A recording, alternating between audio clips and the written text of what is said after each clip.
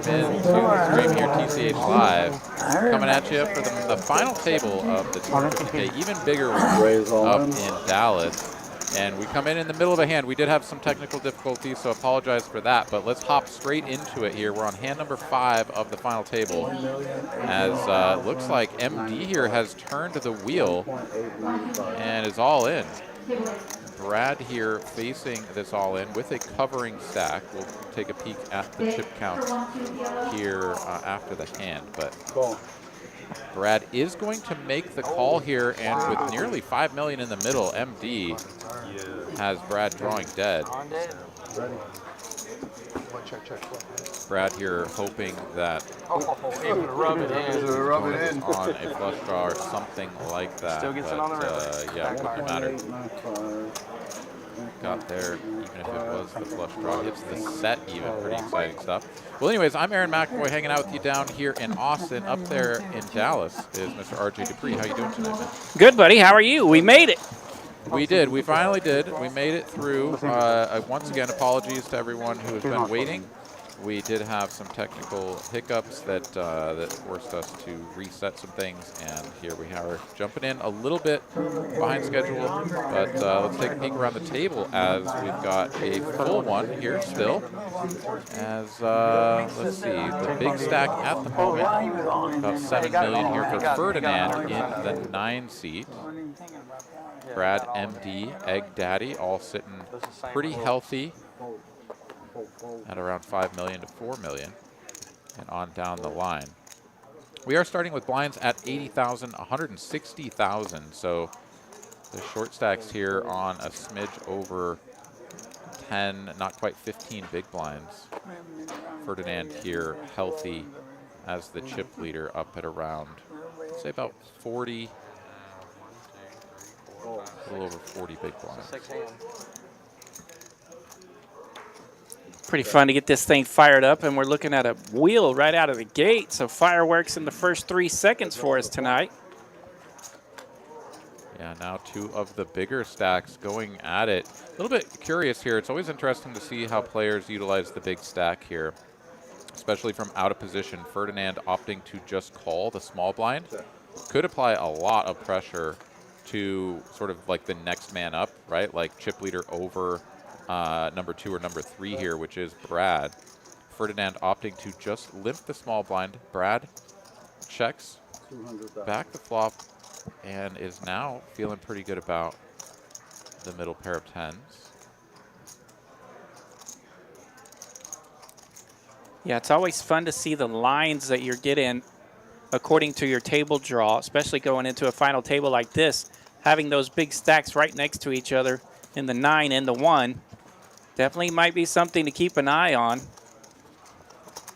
And it's fun for the 2 and the 3. If the deck runs over the 2 and the 3 with those big stacks right in front of them, that could be worth something as well. I'm sure it's not as cool as the other guys. Yeah, absolutely. You don't think so? Certainly want to be to the left of the bigger stacks. You can see what they do first. Karate movie with the yellow people. At the red, white, and blue blind level here, 160,000. Oh, yeah, definitely not. Every dealer's favorite. Yeah, make sure you keep those little PSA. Make sure you keep those small chips out there when you're playing tournaments so you can use it for your blinds and antes. Unless you like getting about 3 hands a level. Mike Champion in the 5 seat. I see he's one of our favorites in the chat tonight. One of my very favorite people to root for as well. He's got a little suited king-queen.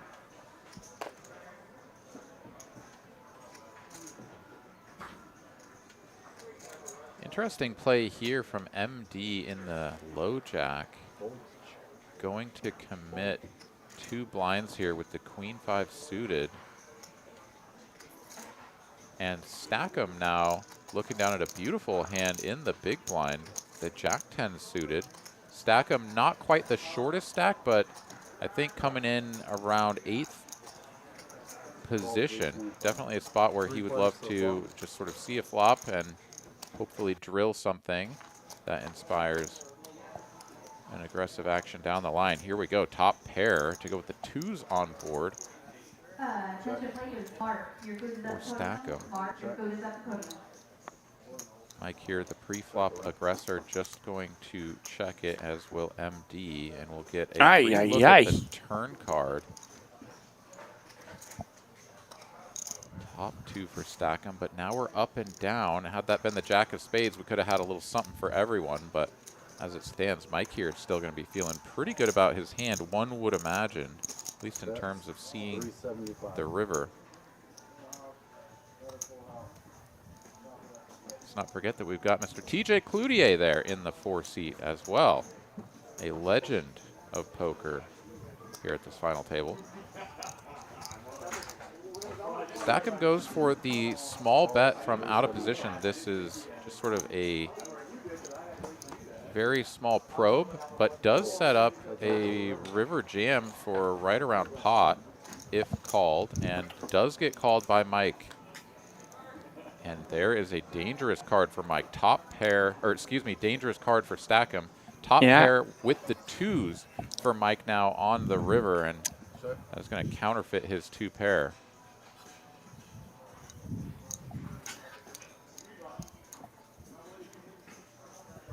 Ugh.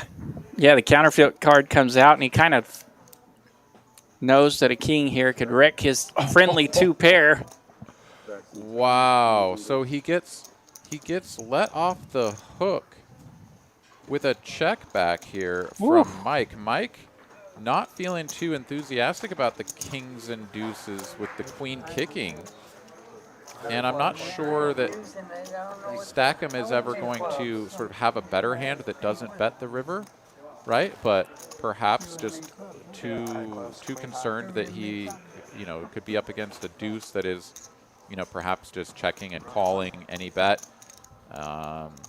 Just doesn't want to put a bet out there. So that's almost just honestly sort of a win for Stackham, right? Like he goes from a really, really strong hand to, oh my gosh, you could be out in 9th place, and manages to preserve a little over 2 million chips. Yeah, and it's easy to get spooked sometimes when you're playing against that big blind position that defends from their big blind a lot. Of course, we don't know the frequency just yet of these players, of how often they will defend from their big blinds and whatnot, but these guys have been playing together for several days, so they probably have a little idea. Yeah, that's always the hidden dynamic that we don't have a lot of insight into for sure, is, you know, sort of the road that each of these players has navigated and how much time they've spent playing with one another. Primo here in the hijack, gonna raise it up 350,000 to go. Over around to Frank in the big blind. Nice little suited 2-gapper here. And these 2 players basically starting the hand with the same amount of chips. And Frank will defend. Here we go, heads up to a flop. 940 in the middle.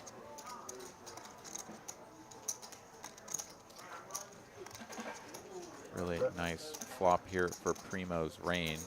Both players connecting with the board, but not with the ace.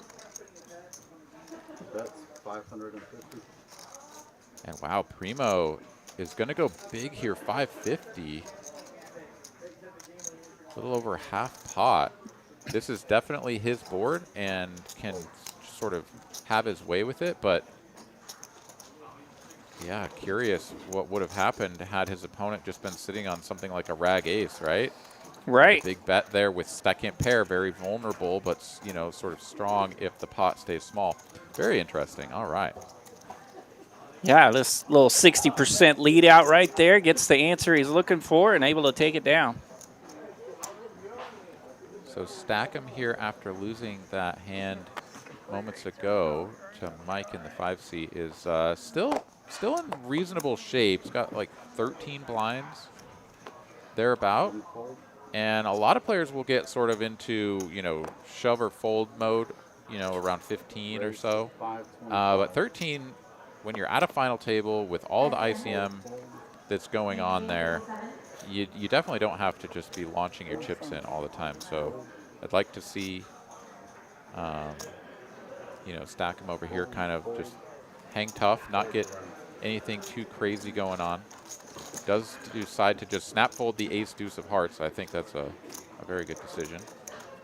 And MD will pick up some chips, moving up to 5 million and right around tied for second. We've got like a three-way tie for second here at the moment. Let us know in the chat who you're here supporting, who you're rooting for. We got a couple of folks already chiming in. We got a Let's Go Frank, we got Champ, we got TJ, and another one from Mike. All right. Yeah, once again, this is the final table of the even bigger one, monthly 250K guaranteed tournament at Texas Card House in Dallas. Race to 350. Folds. Folds to Brad in the hijack here. One of the players tied for second at the moment. Going to raise it up with the king deuce suited and is now going to get faced with a jam from Frank. A couple of jacks and TJ now on ace king. 2.4, 2.5, 45, 2.5, 45. Let me think about it later. And this is already a 3-bet pot and an all-in. Yeah, Brad in that fun spot. That's the reason we call it the hijack, trying to hijack that position. But there are some fireworks behind him here. Jack's on the button and ace king in the small blind. Wow, Mike even looks down to ace queen, throws it into the muck quicker than he can says no thank imagine. you. And here we go. The king deuced out of the way. So a lot of kings and an ace missing. Frank here in very good shape. And does fade the run out. So Look at that 9 TJ high gonna board. take a big hit. And you can't really blame TJ for that one, right? I mean, Right. You look down at ace king, even though this is already opened and 3-bet all in, like ace king, just such a strong hand. You can have sort of ace king, ace queen, ace jack type holdings that are going to be in. Of course, you're always live against these sort of under pairs, right? But yeah, just a tough spot. And now TJ very much in the danger zone. Is on the button, so he's sort of just gone through the blinds. So his 900K will have, you know, Back to where you were all 6 day hands or yesterday, so to TJ. get some work done. But tough spot for TJ. Yeah, that's the unfortunate part for him, is that it was such a great percentage of his stack. But yeah, you're never folding ace king there to a button push. Yeah, I mean, there's definitely something to be said for snugging up and really tightening your range. You know, especially as far as sort of like whenever the pot has already been opened and someone 3-bets in front of you. Just because the ICM pressure of laddering up, like if literally just folding the hand and letting other players play 3-bet pots against each other is like plus EV for you. Like you will make money if you just sit back and watch 3-bet pots be played between your opponents. So getting involved, you know, yes, you can accumulate chips, but the whole, you know, concept of ICM, which is that the chips that you have now are more valuable than the chips that you might win, starts to factor in. I'm not necessarily advocating for a fold with ace king there, but you start to think about some stuff that you wouldn't otherwise in these sorts of scenarios. Good to go. All right, looks like we've got multi-way action. 3 players are going to see a flop. We need to get some cards rescanned. Boom, there you go. Thank you. We've got some spicy hands being played here. What do you think about this? There we go. Queen in the window. Not much help for the danglers. Queen deuce from MD, top pair as well. Brad's going to have the best of it.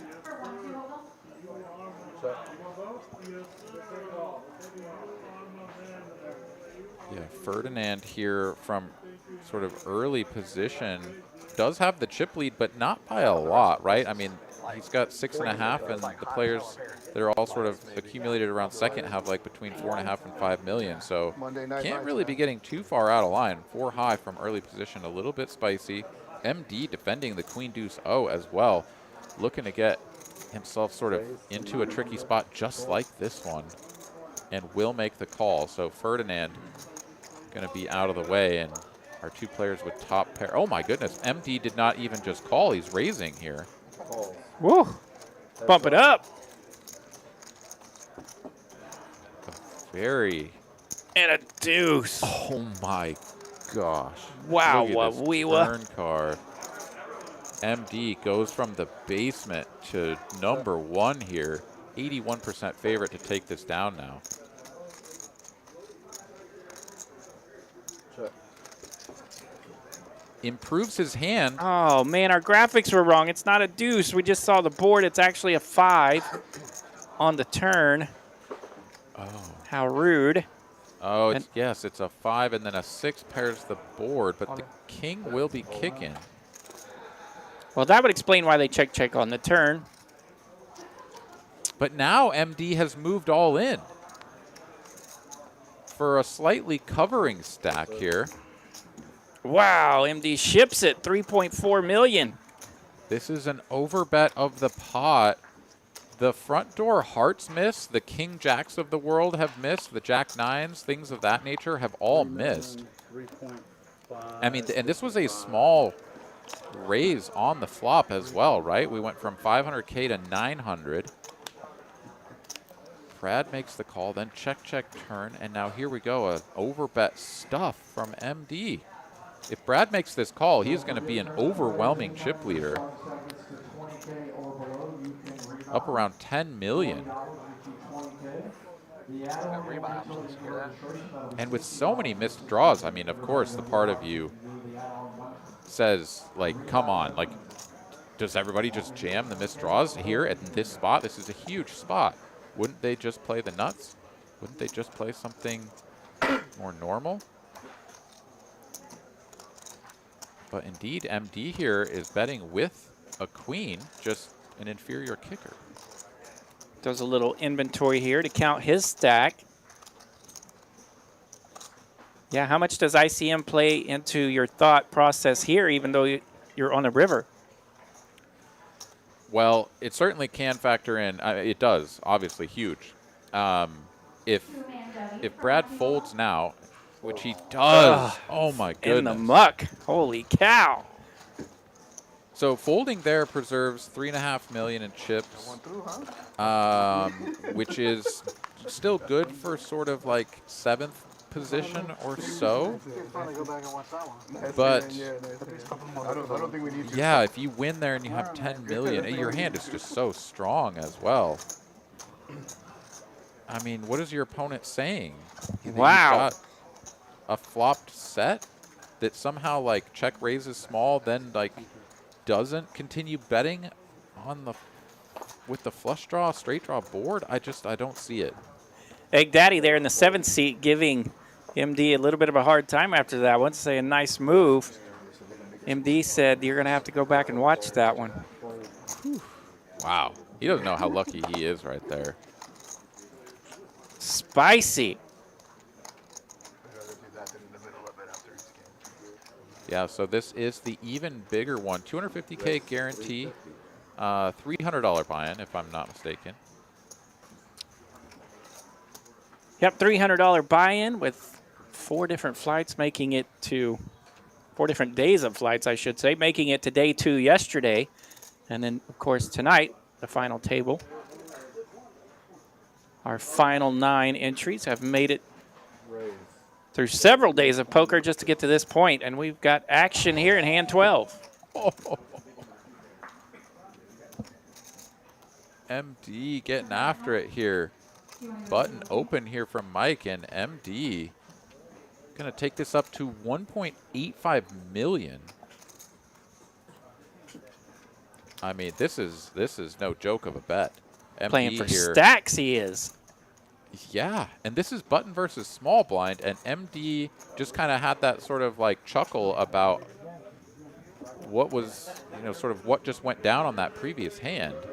I wonder if that's factoring into Mike's decision making. He just lays the 10 straight down, gets shown an ace, Ace of clubs is shown. and with that, MD chips up over 7 million. MD bringing the heat. Still 9 players left here. 20 seconds left of this level, and we'll have a little bit of a color-up break after this level, I believe. Yeah, so here's what I'll say about the, you know, that big fold with the king-queen there, right? Like, TJ's on 900K. He's got, like, 6 blinds. And so you know that if he busts, you're going to ladder up. And he's probably going to bust at some point soon. Or at least he's going to get the money in the middle, and you're going to get the opportunity. But you also just have to, you know, go with your strongest hands at some point, you know? Yeah, such a I weird don't know. spot. Yeah, you're guaranteed $5,140 right now. Of course, there's some bump ups, but you could play for $50,000 up top with that $9.9 million. So definitely a big decision laying that hand down. Yeah. TJ here waking up with a very good hand at this stage. King, queen. Easy push here from that spot. His 6 or 7 blinds will be more now, but I think the blind levels will be going up as well. And wow, Primo just laid down an ace Whew. 8 here for only another like 5 blinds. That is a curious decision. So, yeah, we've got a real banger here. Let's take a look at the payouts here. As you said, 5140 for our first player eliminated, and then a nice little jump at 1300, and on up it goes all the way to $50,270 for first place. Nice little payday here awaiting all of these players.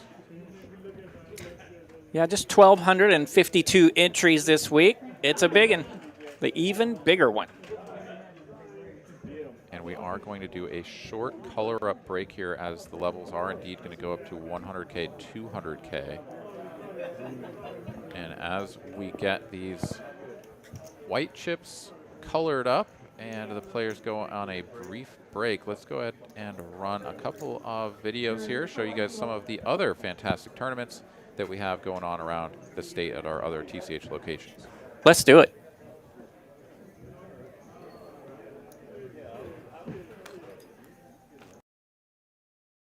Poker Atlas Tour Package satellites are here, November 18th through December 2nd. Turn $250 into a $2,000 value. You'll earn a seat into 5 different Poker Atlas Tour events plus $115 in cash game seat rentals. For full details, visit TexasCardHouse.com in the Poker Atlas app.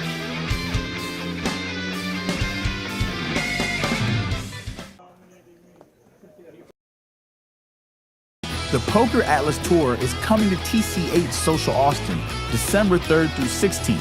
15 different tournaments, including the $250,000 stocking stuffer and the $500,000 title event. For full details, structures, and satellite information, visit the Poker Atlas app or TexasCardHouse.com.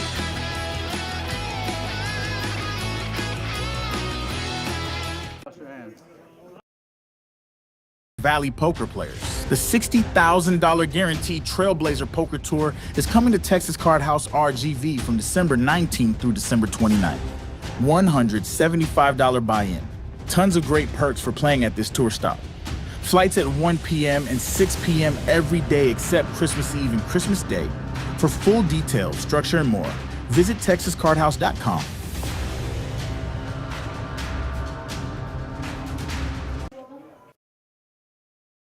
My name's Chad West, Dallas City Council District 1. I've been on the Dallas City Council for 5 years. Very proud small business owner myself. I'm here because I'm a big supporter of what you're doing and what Texas Card House does. I want to keep that legal in the city of Dallas, and we are constantly dealing with other politicians who don't. When you guys had to show up at City Hall to come down there and then fight for your right to play cards at a place like this, you did. You came down there in droves, and it helped me and it helped my colleague Adam Basildua to continue fighting for you. From my end, I've got to keep fighting for you. I'm going to keep fighting for the Texas Card House, and to do so, I need your support. I'm here with my friend Adam Basildua, and we are going to be joining you at Texas Card House Dallas on November 30th at 3 p.m. If you want to come out and support poker in Dallas, this is the time to do it. We'll be there playing cards, supporting you. We want you to come support us if you're so willing. November 30th, 3 p.m., Texas Card House, Dallas.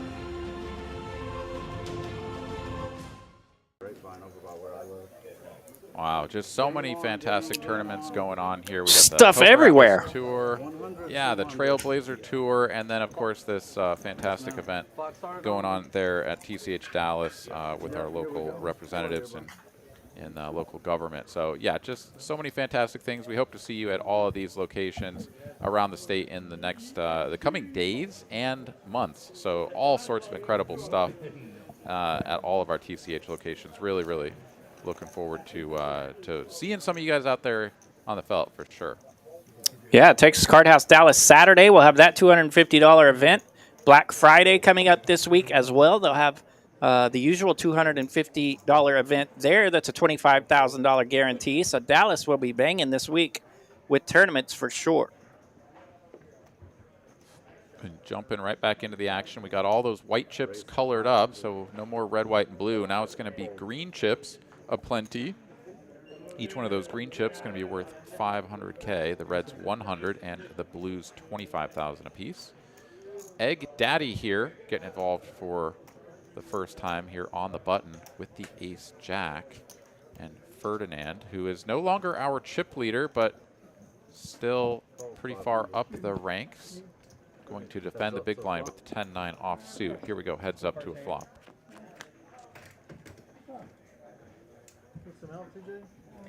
Open-ended for Ferdinand.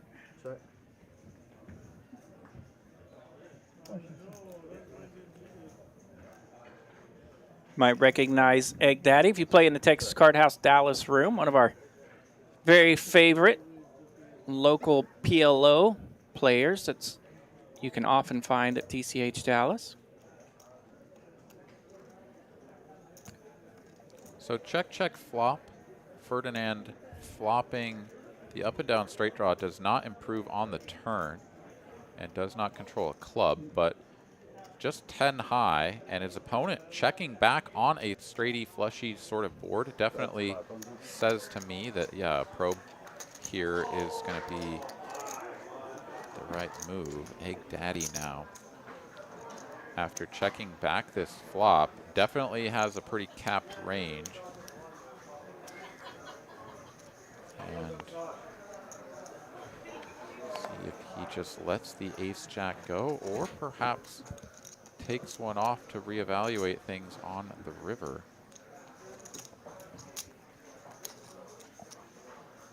$500,000, relatively modest bet here, given the size of the pot. About 40%, and that's good enough. Ferdinand going to take this down. There we go. Nice Mate pot in for the- Ferdinand there. Yeah, Mate in the chat rooting for Ferdinand from Chechnya. Let's go. Very nice. We are global, as 3Coin likes to say, locally, worldwide. Welcome our friends from Chechnya.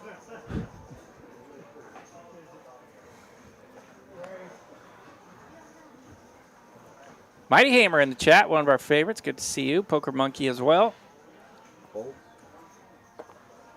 100, 200,000 here now. Raise to 600. Folds, folds, folds. Yeah, things pretty dicey here for the legend TJ Cloutier, getting down to just a few blinds. The blinds approach as well, not too far away at this point. He will get to look at another hand or two, I suppose, before he is in the blind. Frank finds a spot there to open up from the +1 early position and able to find no resistance, takes down the blinds and antes. We've seen some fireworks around the button, but haven't seen a lot of opens from early position just yet.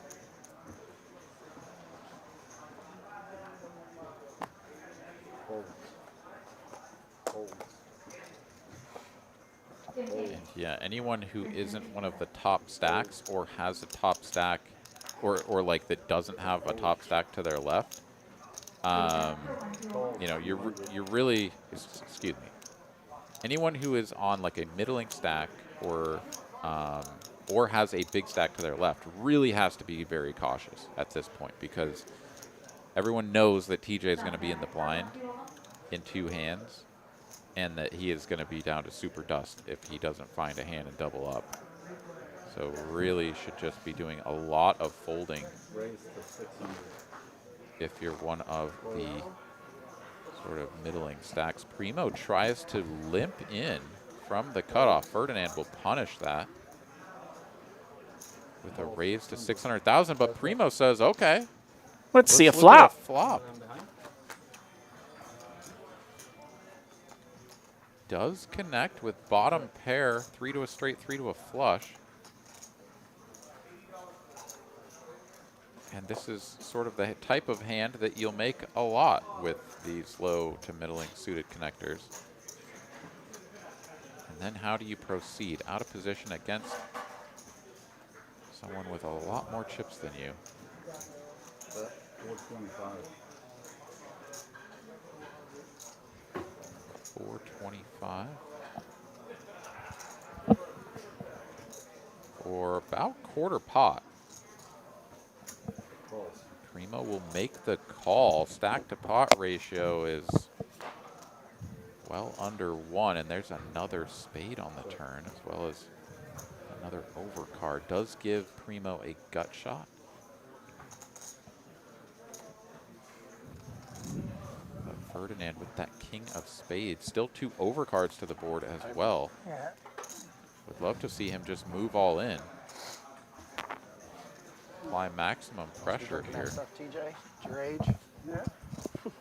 Only ever drank for it. Since I was a kid. Felt like he was reaching for that, and indeed he does. He has shipped it.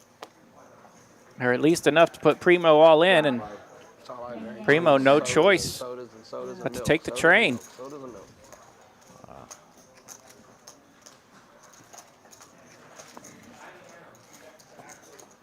Yeah, the danger of playing non-premium hands with a big stack to your left, definitely put on display there. Ferdinand chipping up to about 8.5 million. Yep, we all Would be love good sneaking in with those suited canuters, especially in the cutoff, but sometimes there's some resistance behind you that you don't want to mess with. Yeah, Primo there, who started that hand sort of comfortably in the middle of the pack. Now down, joining the other players sort of in the danger zone. Not the shortest stack, but still only on 10 big blinds. Mike here looking at a couple of 8s. Calls 400. Yeah, Mike's been able to open up a couple of times, but he's had some resistance when he does. He was the beneficiary of that king-queen hand earlier, counterfeiting a 2-pair from the big blind. Ooh, what a spot here now for Brad. Sees a min open, MD calling, and then looks at 2 blackjacks on the button. Easy stuff here from Brad. Just throws down. It's in there.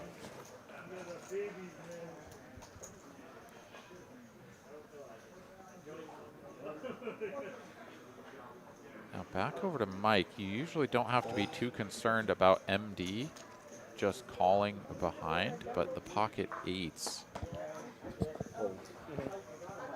not judged to be strong enough to make the call there, and rightfully so. Brad had the goods. Chips up to 4.2 after taking that one down.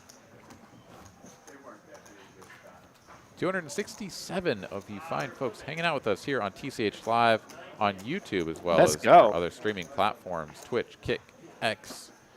Welcome in, guys. Thanks for hanging out. Appreciate you guys joining us. If you would, please consider hitting the like button, subscribing to the channel, making sure that you come back and hang out with us for all of our future broadcasts, not just this final table, but we got Poker Atlas Tour final tables coming up if you're into tournament stuff. We've got the Trailblazer Tour final tables coming up as well. The main event's going to be banging with, you know, big prize pools and over 100K for first, most likely, in some of those events. And then, of course, we got cash games all throughout the week. So Great stuff coming at you from TCH Live. Definitely want to subscribe and smash like for us. We want to keep those algorithms happy. Mitchell joining us in the chat. What's up, man? Welcome in. Raise to 1.5 million. You got it, RJ and Aaron. Fold. What's In the up, booth Mitchell? here. Good to see you. Fold. Brad absolutely hammers it from the cutoff. Hammer 1.5 time. million. 1.5. And with that, TJ goes through the blinds and is now down to 4.5 blinds with half of one of those out there in front of him in the small blind. So 4 blinds behind. It looked like one of those hands where he knew TJ was in the big blind, and if anybody was going to take a shot at TJ, he wanted it to be himself. Fold. Bumped it up a little extra with that ace-10.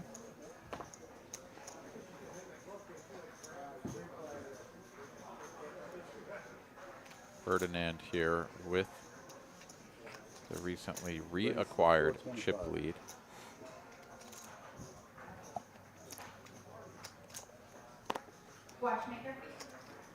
Suited ace-5, good enough for a min click and a tickle. Stack 'em here, not the shortest stack, but sort of next up. Only has 8 big blinds, and this is the chip leader opening. Ugh. So a lot of people will look at that and be like, oh, well, the chip leader is probably never going to fold. Well, that might be true. But he could also be opening very, very light. And the king-queen does find the muck. Thinks perhaps that can find a spot where he doesn't have to commit all of his chips in a spot where he's going to get called at a pretty high frequency and can just sort of still stick to the plan, outweight TJ. Yeah, and of course TJ has a position on him, so it makes it a little tougher where he may actually have to move first, but TJ is down to what, 4 blinds, You so only see the good hands on TV. whew. Yeah, 8 here for Stackham. I mean, at some point you kind of have to just establish yourself as like, I just am not going to be one of these short stacks that just slowly dwindles to death. Right. Like, I'm going to chip up, make myself a new position in the middle of the pack where I can safely wait out the short stacks, right? But like, if I am one of the short stacks, even if I'm not the shortest, I'm still going to just like be on super dust if I go through an orbit of blinds. So, you know, at some point you kind of just have to go for it. But king queen there did find the muck, and I mean was behind, right, against the ace-5. So had he been called, would have needed to improve. Matt T, question in the chat. He says he has a question for RJ. What is a good cash rate and a final table percentage for a tournament player? And I've often had discussions in regards to that matter, but I don't exactly know what the right answer is. I mean, for a lot of these tournament players, it's almost like a Major League Baseball player where you have to get used to failing 6 or 7 times before you can hit anything that gets your money back, right? So I don't know what the exact percentages are. Aaron, do you have a good number on that to nail it down? Yeah, I mean, I don't think it's really important to think of it from like a hard and fast, like let's set a line at some percentage and that's what sort of delineates a good player or a bad player or someone who's been running good or not. Obviously, if someone just like keeps binking a bunch of tournaments or making final tables, you know, whether or not they're a good player, they've definitely been running good, right? Like let's just be clear about that. Tournaments are hard, and you pretty much run bad until Stackham finds a spot to ship it here, and he's going to get company. Frank is all in behind him, so Stackham will be at risk here with his pocket 8s. Yeah, we'll come back to that in a minute, Matt. But yeah, here we go. It's a big flip here for Stackham. Frank committing 1.6 million, 8 blinds of his own here to try to eliminate Stackham. Wish me luck, guys. I had a green jack of diamonds. I was thinking of calling him myself. And we've got 10-3-4. safe flop for the 8s. Of course, we've got the Unfortunate misread there, I think, from the burn card showing an ace. Oh, you're the wet, man. But it is clean so far. Can the eights hold? Eights hold. So yeah, big double for Stackham there. Now he's got a little breathing room compared to TJ. Yeah, absolutely. Brilliant spot there. Now Stackham and Frank both sort of assuming the middle of the road sort of position here as far as the stacks go. Ace king, ace queen ain't hitting today. And so yeah, let's go back to Matt's question here, and then Mitchell's got another little add-on here that we'll touch on as well. So oftentimes what will happen is you'll have some players that actually cash at a pretty high frequency, but are overall sort of like losing players, and that's because they sort of just like play a lot of small ball and kind of just, you know, small stack poker, getting into the money, and then just flame out on min cashes a lot. And so they'll have a relatively high percentage of cashes, but are very rarely making the final table. And then going back to the analogy that you used there, RJ, of MLB, oftentimes what you'll see is the players that have the most home runs are also going to be striking out at a very high frequency. Right. And so you kind of have to think of it the same way in poker. It's like the players that are making more final tables are going for it in more big spots where they can accumulate big chip stacks and also go broke at a higher frequency. Swinging for the fences, trying to get that big contract. Exactly. And so, you know, all of these numbers can be kind of squinted at and massaged to, you know, sort of fit whatever narrative you're trying to make about a specific player. But, yeah, I think really it comes down to how aggressively people are playing, trying to accumulate chips and make it deep in tournaments, not just in cash. And then, yeah, we'll come back and chat some more about this, Mitchell, here in a moment. But Brad here going to go ahead and take this one down with a bet on this monotone disconnected board.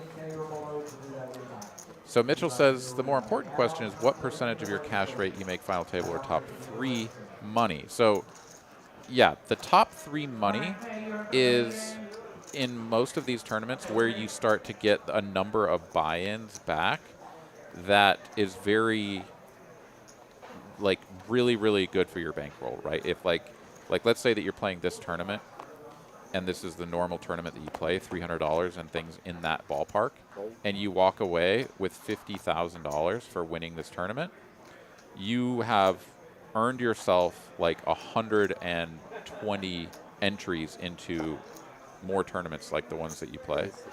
And no, it's more than that, right? 50K, sorry, bad math over here. Whatever that is, 160, 170, whatever that is. It's, yeah, a lot. Let's see, we've got a comment. Stackham Mike's waking here. up with kings, by the way. Stackham going to try to go on a run here. Somebody mentioning that my volume is a little high out there, so let me know how that goes. I tried to fix it a little bit there. Always appreciate you guys' feedback on stream qualities. Thank you for that. But yeah, MD here really showing a propensity to get involved in hands with subpar holding. But my goodness, when you flop like this, why wouldn't you call with Jack 10? A naughty flop right here. As soon as Stackham gets a few chips in his gate over there, finds himself in this pickle.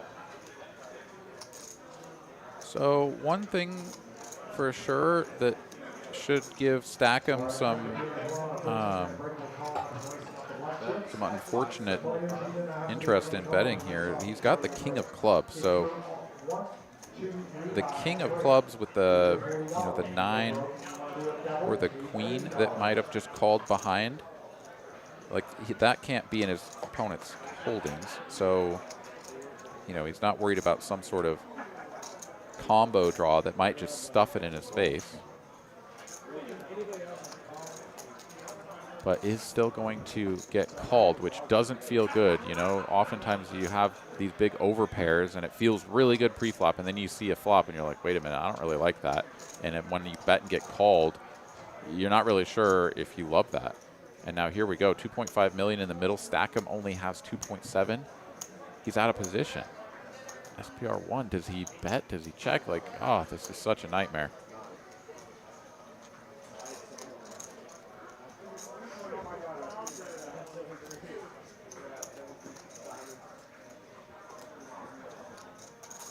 A little bit of indecision here over what size might be appropriate. That.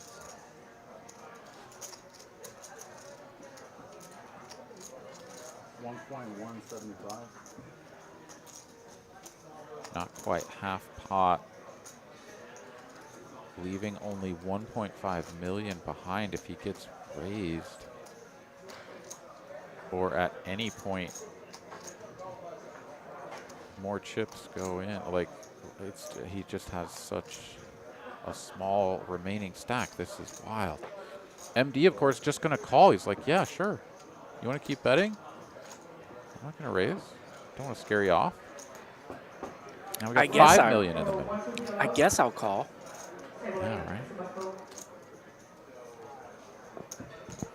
And now No if you help. stack them, the flush draw doesn't come in. No straights or anything came in that weren't already there with the 8-9 on the turn.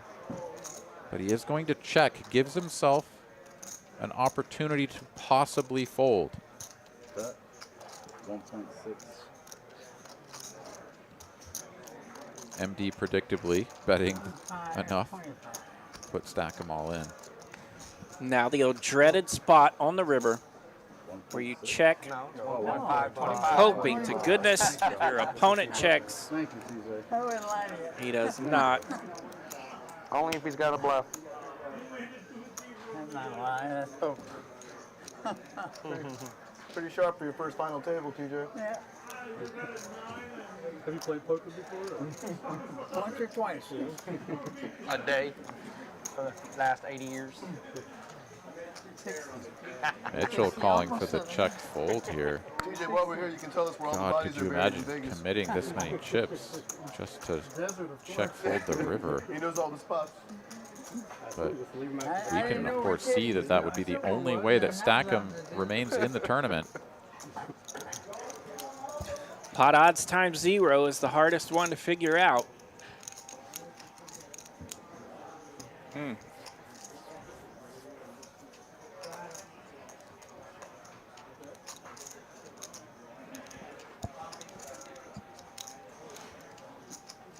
Yeah, it's always curious here too, right? Like, you never got raised.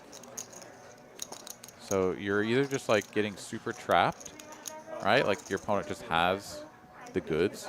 10's full, Jack 10, maybe even just like Ace Jack or something that with the Ace of Clubs, whatever, like just isn't worried about straights or flushes or any of that stuff coming in because their hand sort of interacts with the board in that nature. But imagine that someone had Queen Jack. Wouldn't they have raised you by now? Maybe, maybe not. But just on the turn, just Queen Jack, probably just jam. Yeah, and Stackham did just 1.5 now. million behind. He did just peek back at his cards, noticing probably that he has the King of Clubs. Made sure of that.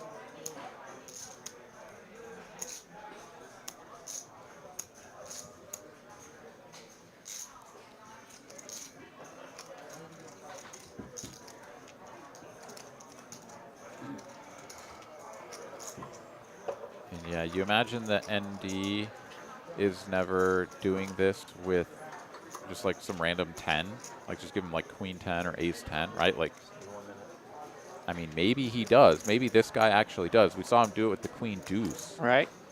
earlier, right? Just like top pair, I'm playing the 10 kicker on board, but I'm all in. Let's go for it, right? Yeah, maybe if he would have So- shown that, this would be a totally different hand, by the way. Yeah, it really might be. Because, yeah, Stackham, though. the players haven't got to see what we've seen from MD thus far.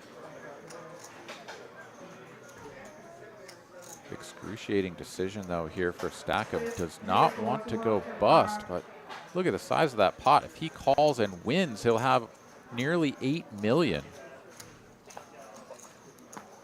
Or In the over muck. 8 million. Wow, Weewa. What a hand. Stackham will stay alive here.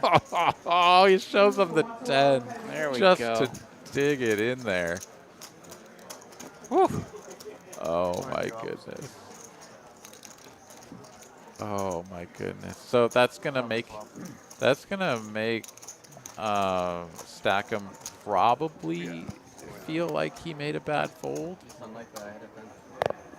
But he didn't. He made a very difficult fold that preserved his chances to run deep in this tournament. And if he makes a deep run, we'll look back at that hand as the turning point.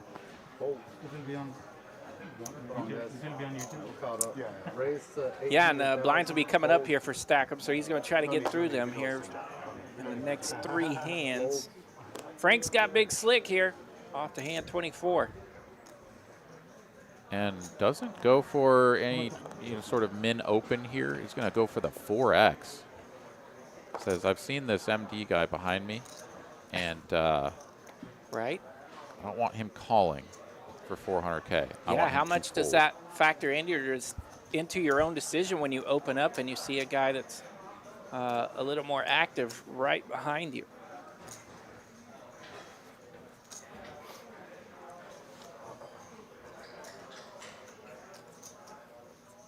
Michael, did you want to go seven? Go ahead. Alexander for the main game, 10-3. Reaching for chips here is MD. Goes back to the well even. Sort of grabs the calling chips, then puts another million on it. Let's put some more. MD here willing to play for all of Frank's stack. Because you don't raise to 1.8 and then fold for the 2.4 more if Frank goes all in. And despite starting with a sort of middle of the road stack here, I don't know about you, RJ, but I'm just not folding this hand. I am not. And especially to the opponent that we've seen be this aggressive opening up the final table. If you got me, you got me.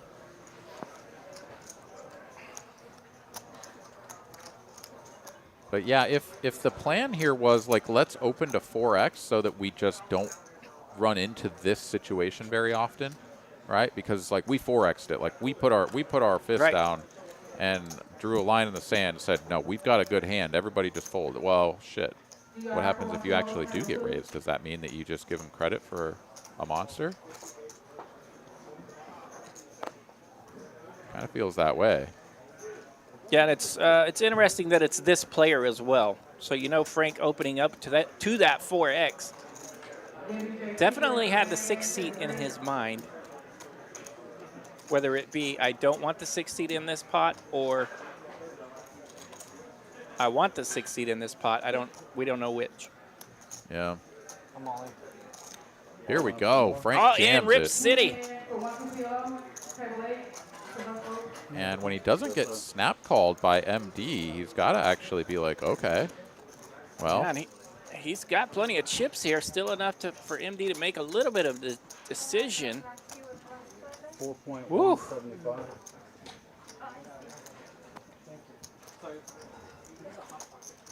Yeah, I mean, if we think about this in terms of big blinds, Frank is all in for like 21 big blinds here as a 4-bet jam. I mean, yeah, absolutely ace, king, O. Just straight up in there. It doesn't matter. TJ's on dust. You got another couple players that are short, but ace, king, you got to get this money in there. Sure enough. Yeah, really, this is the second time we've seen ace, king just have to get in there, really. And we talked about how it was a unique situation there for TJ earlier, but yeah, it's just too premium at 20 blinds. There is the call. MD indeed. Not shy about Big playing a big pot. one. Big one. This is chip lead pot right here, 8.8 million. Monster pot. These guys have not been messing around. We're still 9-handed, folks. Frank's going to be at risk. Some additional outs here for Frank. Can now hit ace, king, or a queen. Needs paint here on the end. Doesn't find it. No, MD hell. holds. Sixes hole. Oh, my goodness. MD going for the win, swinging haymakers. Wow. Yeah, when you're running. MD is absolutely doing his best wrecking ball impression, and he is nailing it. tough sledding there for Frank. Eliminated in 9th place. Big round of applause for Frank. Thank you so much for coming on down. And despite that tough elimination hand there, still going home with 51.40 for your 9th place finish. Congratulations. Thank you so much for coming on down and playing here at Texas Card House, Dallas. The next player to be eliminated, going to take home 64.25. Yeah, great nice run, little- Frank. We look forward to seeing Frank again at some final tables very soon. And no one happier than that surprise elimination here than TJ Cloutier in the 4 seat and Brandon in the 2 seat. Now MD's got a real one, folks. He's got kings. Yeah, and TJ is doing the under the gun jam for 4 blinds because even though, like, statistically he could find a hand slightly better than 8-7 on some at some frequency, he just needs to get it in now before he has to put the ante in and only have a chance at doubling up 3 blinds instead of the full 4. So this is a slam dunk. Plus 8-7 actually sort of starts to work its way in there at even higher number of blinds from this sort of position. So all in for TJ. MD gonna actually just push everyone else out with a raise to 2.8 million. Not gonna try to get tricky and sort of bring someone else along with pocket 9s or 10s or ace Yeah, jack Brad or did something have like ace that. jack there.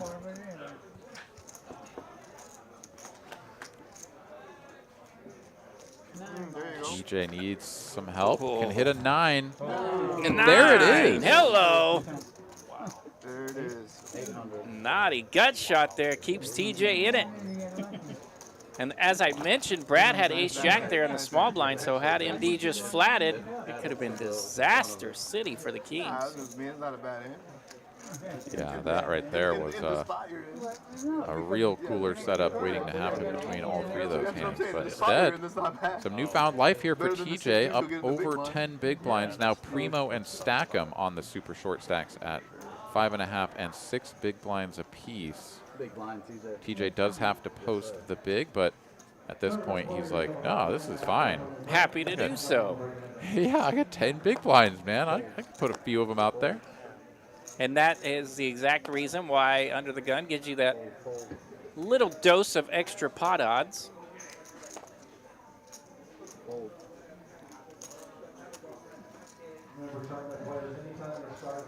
Now with 2 short stacks in the blinds, Brad will attack from the button.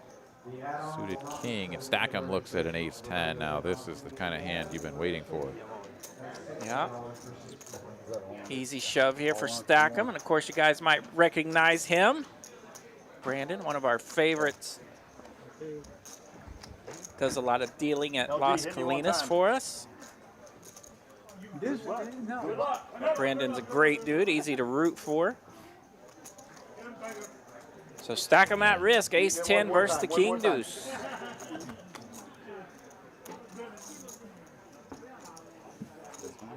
No help to anyone. Ace still best.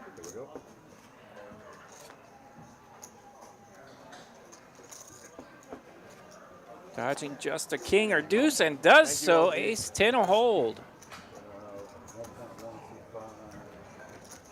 Just like that, 2 of our shortest stacks find double ups, and now things pretty dicey for just the 1 player down in the single digits as far as blinds.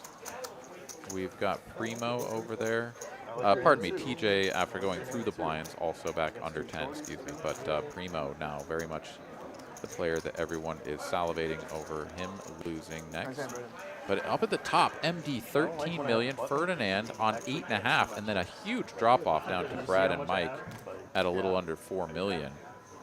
So we are seeing some real sort of polarization in the chip counts here, and we'll see if MD really starts to apply the pressure with a lot of sub-par opens. So a little bit of a reward here for Stackham, as he had to let go of those kings in that massive pot earlier. And now he finds himself laddered up 1 spot and a double up. Raise all in. Oh, let's go, TJ shipping it. Let's go. 7 deuce. He's in there. 15 or 16. Oh, my goodness. And there's going to be a pair behind him in the big blind. Look at this. TJ is an absolute legend. He says it The literally doesn't matter what two legend. cards I have. I'm going all in and hoping that this guy in the big blind doesn't wake up with something. Showing us the mathematical tricks. Small blind throwing down against a big blind. Earlier he shipped it under the gun when he needed to. Well, I've never gone broke with this And there's one the before. call. I got one over card. I never gone broke with this. He's never gone broke with this one, he says. That's probably because he never plays it. I want to do it in style. All right, 7 deuce. TJ Cloutier at risk with a 7 in the window. Are you kidding me? What? Only a 5 on the end for Mike doesn't come, and the 7 deuce gets there. Starting today, huh? The hammer gets the double up for TJ. Back in the ball game. Now I'm going to go back to playing poker. Oh man, Mike is miserable, but how could you be mad at TJ after that? Oh my God, he ripped it in with 7 deuce. Oh my God. Whew. There you go. Drop a Gets the deuce in the double up. chat if you love what you just saw right there, folks. That was some top tier. Hit it content. up. Yeah, didn't start Fire today. emoji everywhere. Bring it on.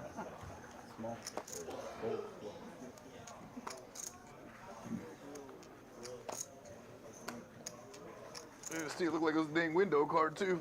Yeah, first card. It was either the window or gone. I don't have mine up.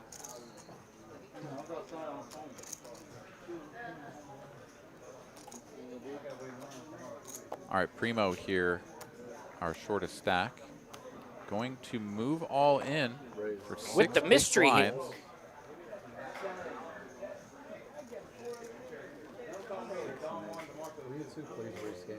Gotta love the mystery hand. The Texas Card House mystery hand.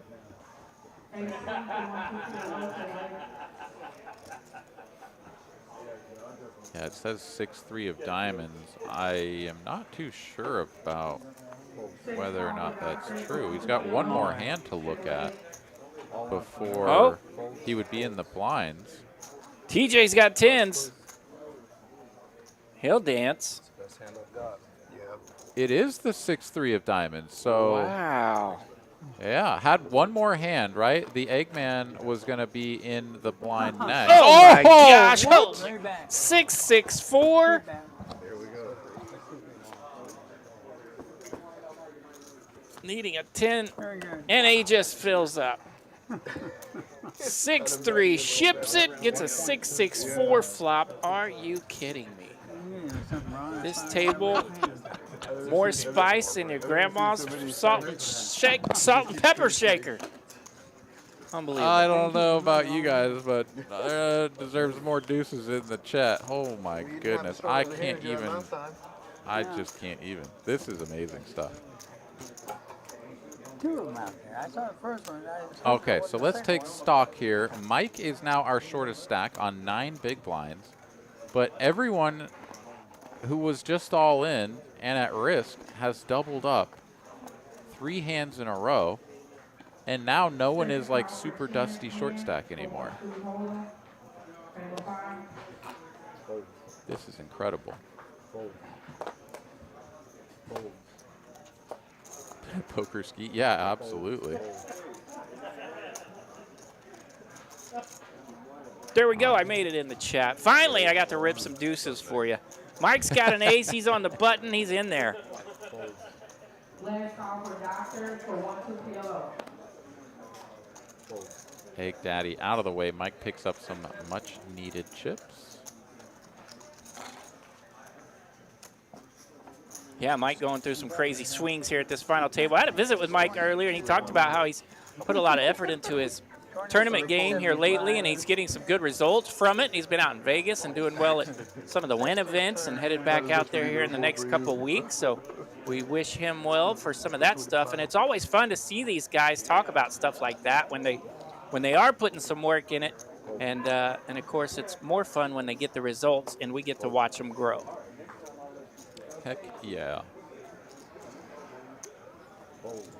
Mitchell A., are you not entertained? I am. And again, let's do it some more. We got aces this time. And I think TJ just folded 6-3 of diamonds.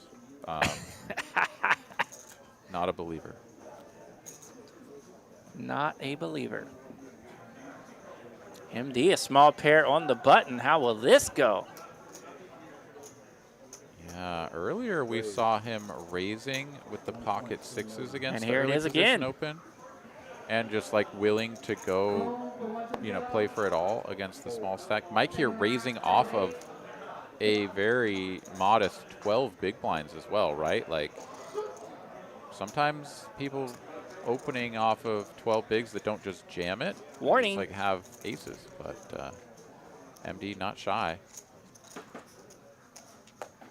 Mike here doing his best to sell this as though he doesn't just have the birds. Even though jamming is only going to be 800,000 more, I don't think MD would ever fold.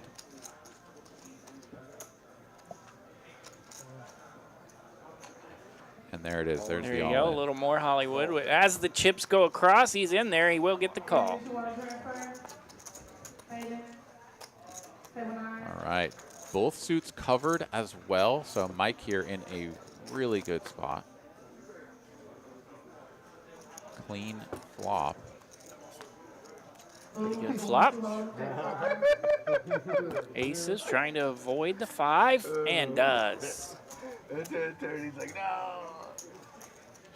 So every player that has been at risk here in the last 4 hands has doubled up. Whether they started ahead or behind pre-flop didn't matter. No one's going home here tonight, RJ. Not at all. It's like in and out. We are serving double ups all night long.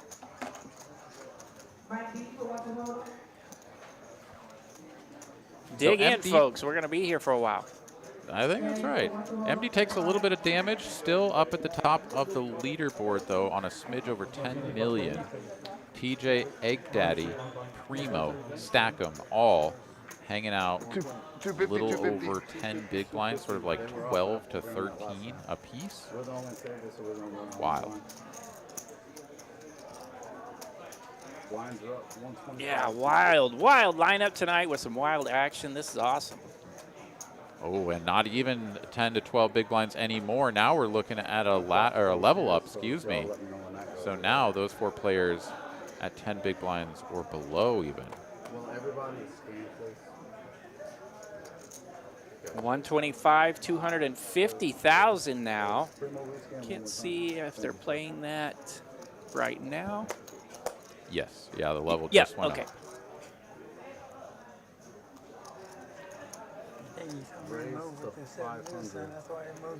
Short stack surviving all over the table.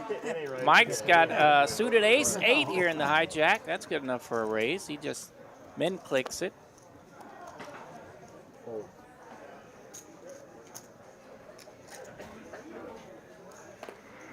Juicy little blackjack hand here for Ferdinand. Double down.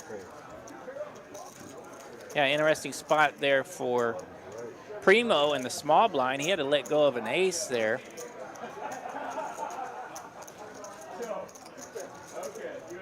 Yeah, I think anyone who opens before MD at this point has to be given a little bit of extra credit. Right. Knowing that MD is like just gonna get in there and play with who knows what. And so you really, like, those players all to his right have to be very cautious. And so if they're still willing to open, you know, just some like rag ace or whatever that you might think about jamming all in, can definitely just get thrown away. Yeah, MD's got jacks this time. He'll definitely bump it up. Wow. Big confrontation here incoming. Yeah, Primo with 10 blinds here. This should be an easy shove in this spot. Ace king on the button for him, facing a raise. He is in there. Alex for the transfer, table 7. Let's do it. Isn't that the same hand I lost? Ace king against jack. Pretty Here we go, classic chance. race here. Chance for a ladder up for all these players, but as we've seen, the player at risk has just been winning every time. Gonna need an ace or a king, though. And there it is. Oh, bingo, bango. Short stack lives again. Woo! I don't know what we're up to. Is that 5 in a row? Yeah. 5 straight short stack double ups. And that one is really big for Primo, too, because that gets him up over 20 big blinds. Going to have 22 big blinds now. I mean, he was sort of in this position just, you know, for the last couple of orbits where it was just like, you're on death's door, man. But now he's actually really got some chips to work with. MD here now getting chipped down even into second position. Ferdinand with a slight mathematical advantage. Yeah, and let's see, what was MD up to at his highest point there? 13, 14, somewhere in there? Yeah, he's sort of up stuck almost like 50% here. He had sort of, 14 million basically. Mighty Hammer, absolutely. Go ahead and put those up here as soon as the hand is over. Daphne rooting on TJ in the chat, courtesy of Frederick Turner. Thank you.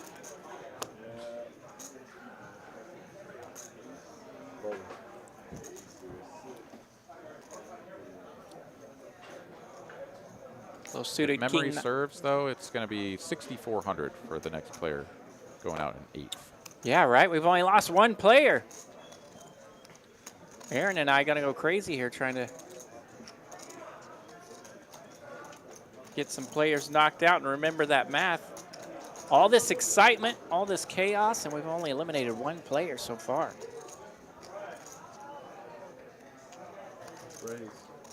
Just throws down right here with the suited king 9. And this is pretty strong. I mean, he's doing this through Brad, who has enough to really kind of mess him up. Not saying that I hate it. I think the play is just fine, but that was a raise on. Oh, okay. That was on Stackham's blind, who only had the 2 million. Okay, Yeah. I see. Yeah, he went after Stackham there, but yeah, like you said, he's got Brad in between him. Brad's got enough chips to sting. Well, Brad is down to 3.2 million now. Yeah, but Brad in the middle of the pack there, you can actually apply a lot of ICM pressure to him. So I like that play a lot. Yeah. Because Stackham, the player behind, is the shortest stack at the table. So you really have to wake up with just like super premium hand to want to tango right there. So nice play. Yeah, you can kind of pick on them both in essence because the short stack is behind it. And Brad has dwindled down a bit compared to what I thought he had.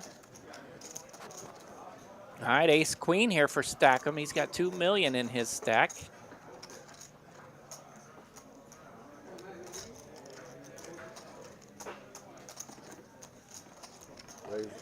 And it's in play now. He's all in.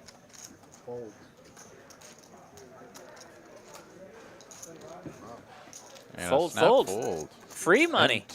Yeah, MT's like, no, I'm not doubling up anyone else. You see that one coming. You see that one coming up. Oh, man, I was about to stand up. Yeah. All right, so let's look at these You had the payouts one here. time teed up, ready to go for the rush. Oh, it would have been third time. Yeah. 64.25 for 8th place, then 8,100 I'm using LG's one time. I saw for that. 7th. It just doesn't. Yep. And the jumps start to get a little bit bigger. 2K, 3K, 3,500. And then all the way up to a jump of about 18,000 between first and second place. Yeah, Maybe a juicy 10,000 heads and up then match. 18,000. Big time stuff. Yeah, so we're still 2 players away from the 5-digit club tonight. But these payouts are no joke for a $300 buy-in. Outlasting about 1,200 entries thus far.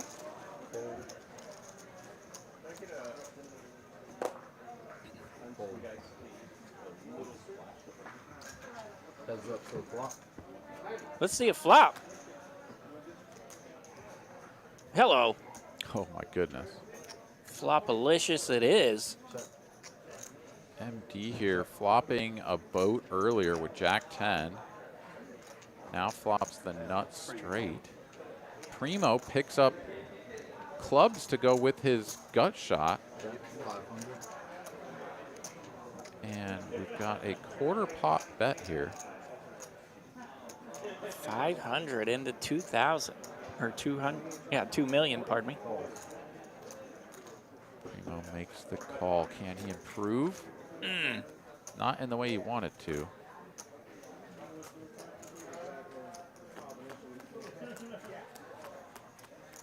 Oh, and MD is going to check?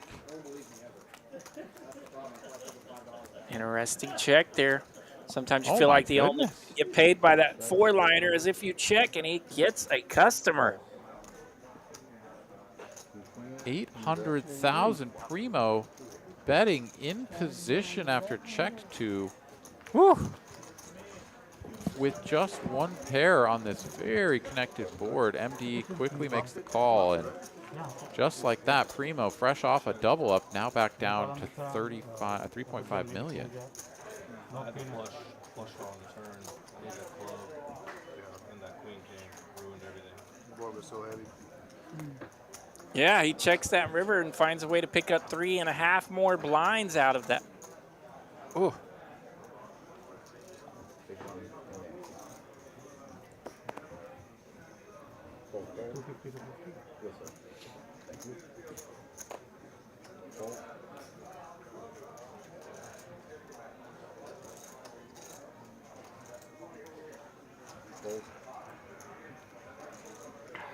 So TJ on the button, MD in the blind.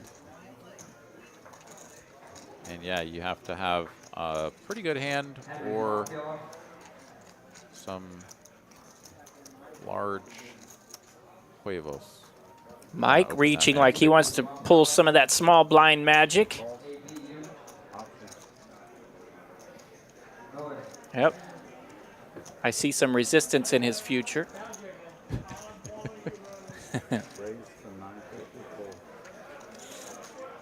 MD will indeed resist with the ace-queen. He bumps it up, and Mike's in the muck. It looks like, huh?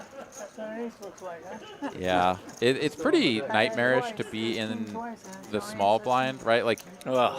you already have this guy to your left, but Yes. not only do you have him to your left, but like anytime it folds to you and you're in the small blind, like you're just going to be in these really uncomfortable positions. And then it I makes think that makes that 7-deuce popping you from the right a little more needling as well, right? yes. But yeah, I mean, I think it does sort of make it very uncomfortable for you to do anything,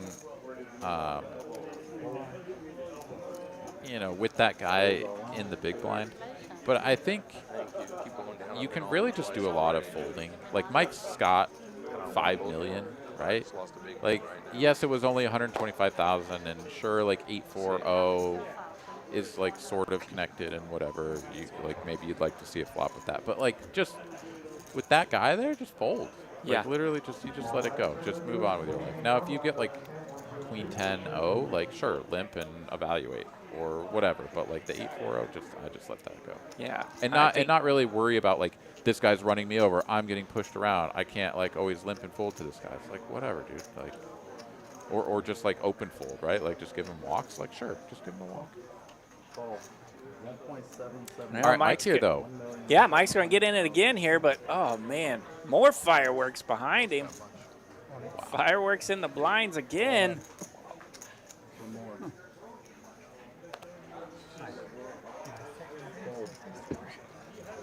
And this is super nasty. Super nasty for Mike. Because he's just committed 1.7 million. I'm in the lead.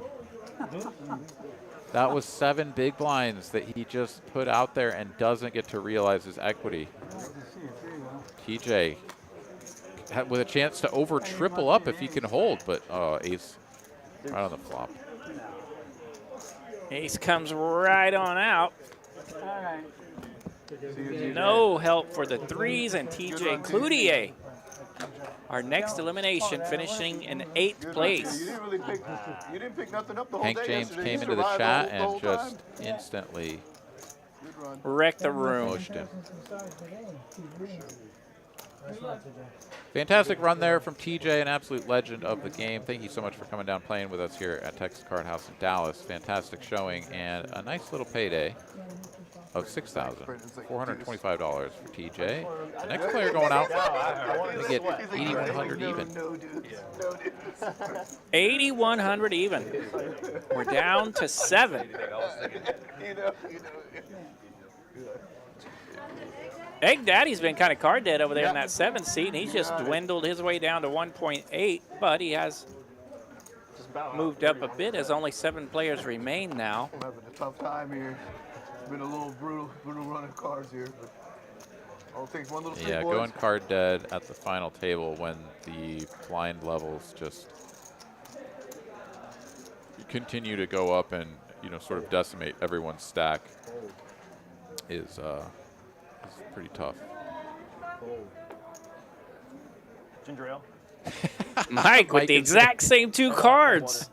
He gets needled by the deck. He's like, here you go. Let's see if MD raises you again this time. MD does have a suited King 7 on the button, but deciding to behave now. But with that knockout of TJ, we're back up to 14 million for MD. So the stack yo-yoing around a bit, but he is back on top. And here we are going to go to a heads-up flop between Mike and Primo, holding a dominated jack. That was a decent one, man. That was a decent. And of course that ace comes right on out.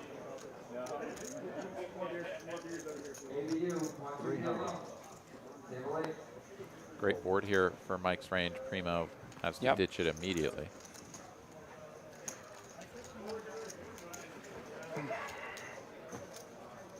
Kiwi special in the chat tonight. Good to see Kiwi again. Lego.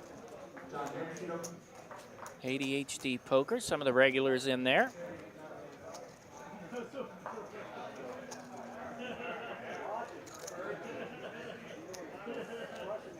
Shout out to you guys for making it happen. We're approaching.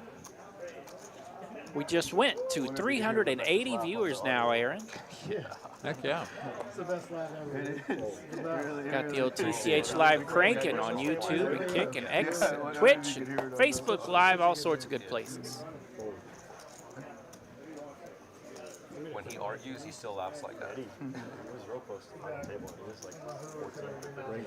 MD putting those chips to use. And now it's time for Egg Daddy to find the hand he's been waiting for. Ace King next to act. Go all in for 7 big blinds. Ferdinand going to look down at a pretty good hand in a vacuum, but with MD already raising, yeah, you're just out of there. You let him do the work. And when you're second in chips in a scenario like this, where you are sort of across the table from the chip leader who just seems to be abusing everyone and winning a lot of pots, like, as long as you're second in chips, life is just fine for you, right? Like, you don't get to play a lot of pots, and it's kind of obnoxious that, like, you just have to do a lot of folding when he opens. But, I mean, as long as he keeps knocking players out, you keep laddering up, and being in second position is pretty strong. 2 hearts here for MD. 7 or heart. Oh my God. goodness. Naughty 7 from the sky. Hi, hi. That is dirty, and the run of MD continues, now up to 16.4 million. Fantastic run there for Egg Daddy as well, making it to 7th place and taking it home a very tidy sum. $8,100 going for Egg Daddy. And the next player is going to have a brick and then some. 10K, 5 digits. 340,000. for the next player going out. Yeah, brutal run out there. Egg Daddy ran a little card dead tonight, but he is awesome. I know he had a ball here being at this final table and running through this field. TCH regular at the in the PLO streets. And we'll be seeing him again here very soon. I'll find a table whenever I want. Gino, you want to go to 5? Go ahead. Yeah, you were talking about how if you're second in stack, no shame in just hanging out, riding the coattails of MD till we get down to fewer players. Interesting choice here from MD, going to limp the cutoff. I think raising makes a lot more sense, but Trying the limp strategy here.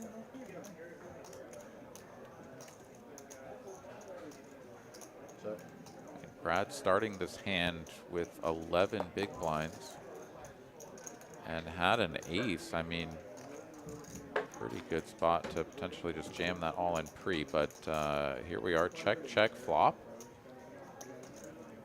Deuce on the turn. Really shouldn't change anything. If MD starts betting now, it'd be kind of weird. So check, check. And could it be a 7 on the river again for MD? Probably not, as we are going to check, check down, and ace high good enough for Brad. Ace high good. Well needed small pot there for Brad. Couple of blinds and antes in there, and MD's blind as well. Or MD's limp, I should say. I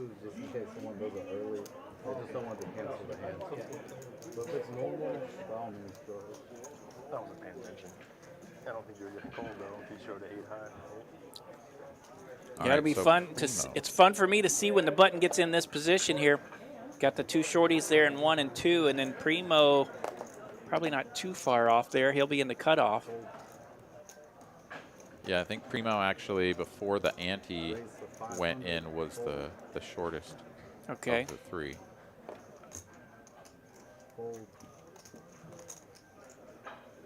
So yeah, Primo, MD recognizing that in this particular situation as well, he's able to apply pressure with the suited Queen 8, and he'll get it through. A lot of shorties behind him to where he can pick on them a little bit.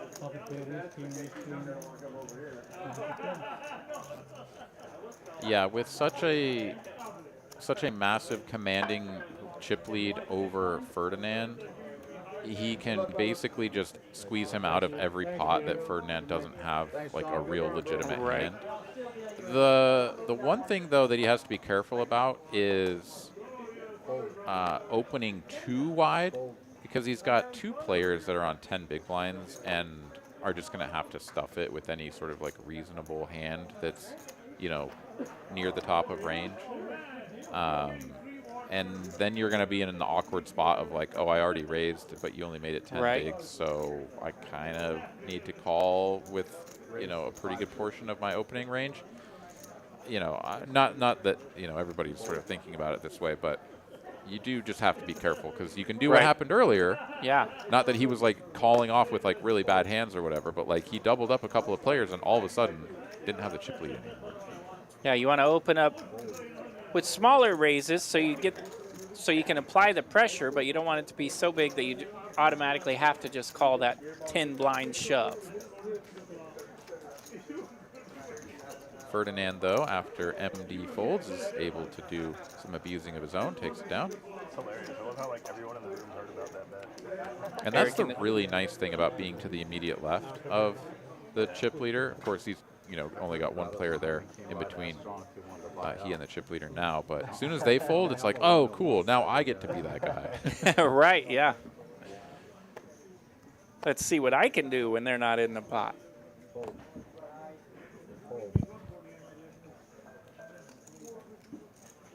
Derby D, what's up, Donkey? Eric in the chat saying go Brendan. Always fun to see the dealers try to take down these tournaments. Yep, there's a toll road from here to Mexico wanting to play with poker dealers here in Texas.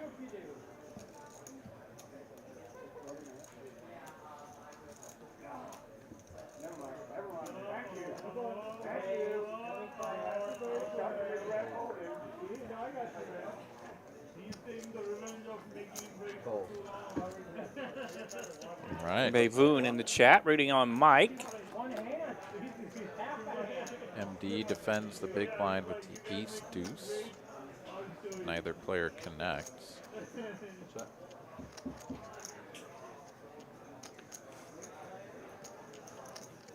Brad not going to slow down. That's a little over quarter pot here with the king high. And I like this continue.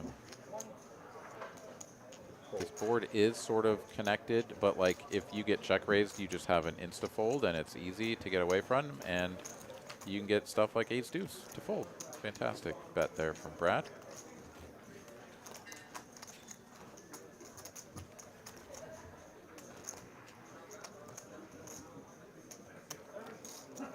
All right, we're down to 6 players here. The button's in the 5 seat. We've seen a little bit of action here with this particular button, as Mike will have the button and MD in the small blind.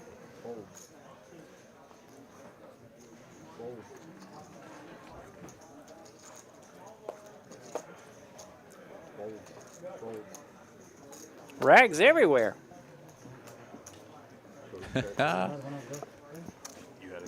Primo's Walk threes. shows those red threes. A value bluff there in the big blind. Pocket threes are best. Nothing better than a good old value bluff.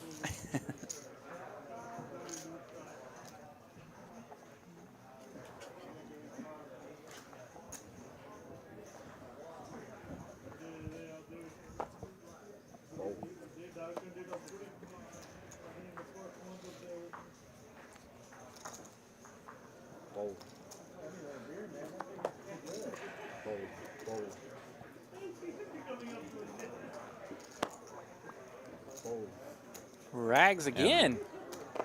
Yeah. The walks abound.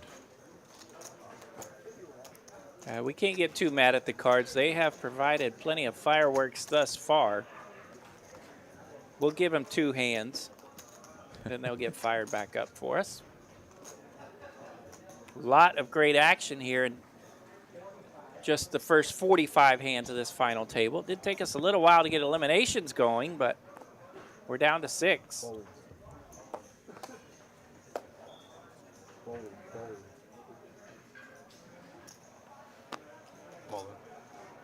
There we go. Suited king 9 for Primo. Folds around to the button. He'll throw down, but Ferdinand with a thinker here. Yeah, this is going to be a smidge over 10 blinds. Primo is going to have a lot of hands that can jam the button that ace 8 is doing very well against. Especially the suitedness here. Be a big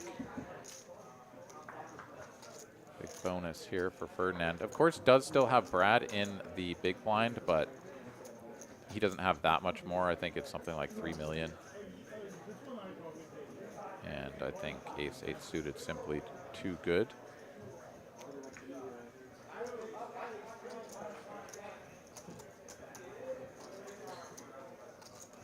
See if Ferdinand agrees.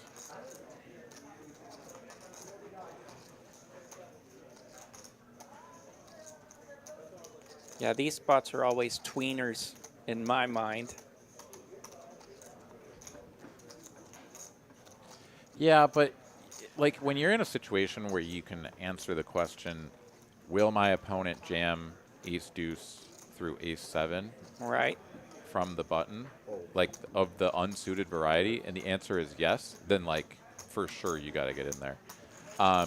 Thinks that it's a little bit too risky, doesn't want to give up the sort of second place spot that he has earned for himself at the moment. Right. Because if he does double up Primo there, he's going to sort of not quite trade places with him, but he will move down out of second place by a pretty good amount, and would then be sort of hanging out down there with Brad and Mike. So yeah, just doesn't want to go for it.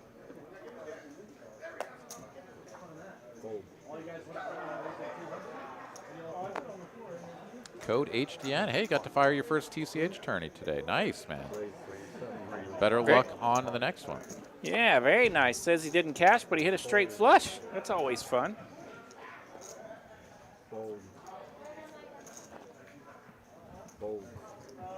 Yeah, Code mentioned that he might be making an appearance here soon, so yeah, keep us updated.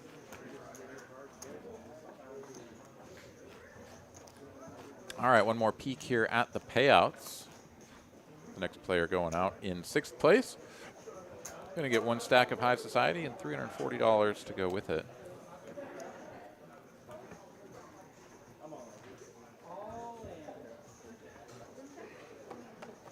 Turby D donated $300 to the prize pool. Excellent.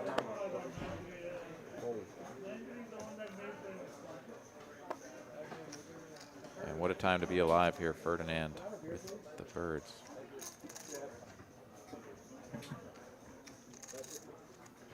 A red one and a black one.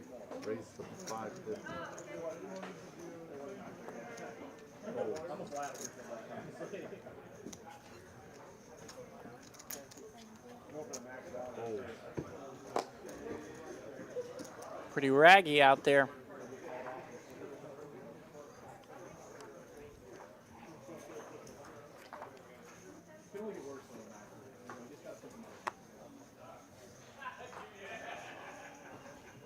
Mike here can definitely be feeling like there's some amount of defense that he should be mustering from the big blind against Ferdinand. Pardon me. But yeah, any hand that you can avoid playing at this point before Stackham is sort of forced to double up or be eliminated is definitely the better choice. Yeah, no reason to get risky right now.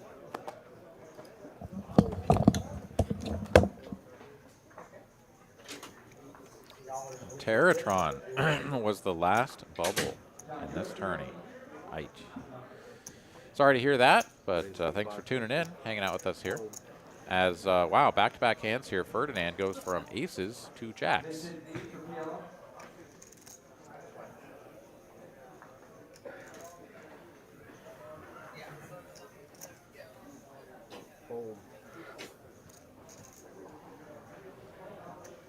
And wow, here we go. This time, Mike looks down at a real hand. Ace, queen, offsuit.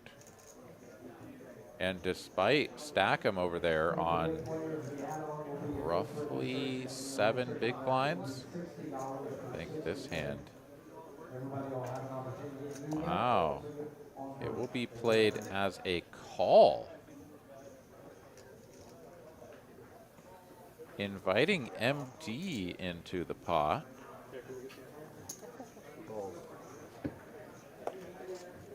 Three players to flop. Who will indeed make the call. Here we go. 3 players to a flop. Mike is going to see a king high board. 2 spades, but it's the top pair for MD.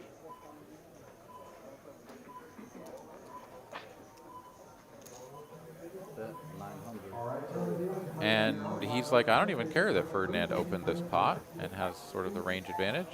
I'm just going to lead straight out for 900, and those jacks hit the muck before we can even zoom in on Ferdinand. Wow, MD. And he shows the 9. He's always showing the other card. And I think by now people should sort of be on to the fact that he just always has it.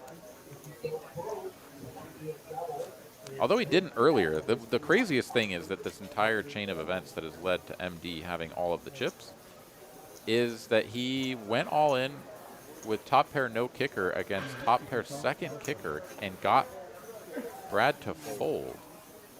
had Brad made the call there, he would have had all of MD's chips, and we'd have a very different scenario unfolding. But MD is it's his tournament to lose at this point, it seems.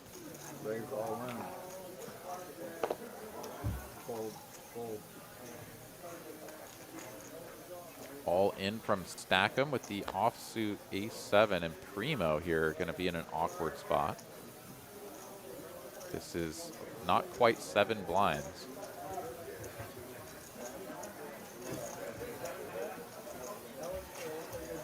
Half of his remaining chips to make the call, and here we go. Another chance at an elimination. Stackham all in at risk, but is ahead. LG. LG. No LG.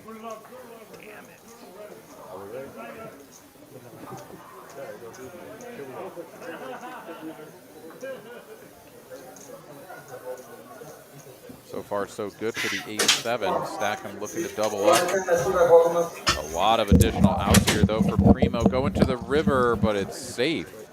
And Stackham going to finish with a 9-high straight. Doubles up to 3.7 million, and now Primo going to be down to just under 6 big blinds.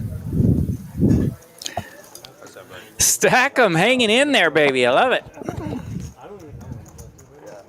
Yeah, so MD gets a couple of eliminations, and then everyone else has to double up the short stacks.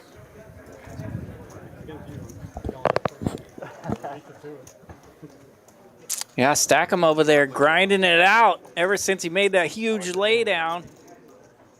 And he's laddered up a couple spots here, and would be cool to see if he can get that stack going a bit. Yeah, absolutely. I mean, he's already at this point, right? Like, gets to look back and be like, that was a critical moment. Yeah, that because, was $5,000 I mean, he's talking about fold. like already doubling the amount of money that he would have walked out the door with.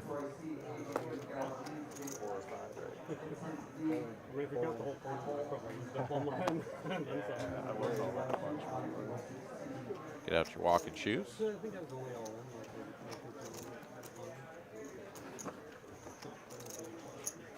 Yeah, about a $5,000 fold for Stackham, showing the exact reason why they say the chips that you have are more valuable than the chips you could accumulate.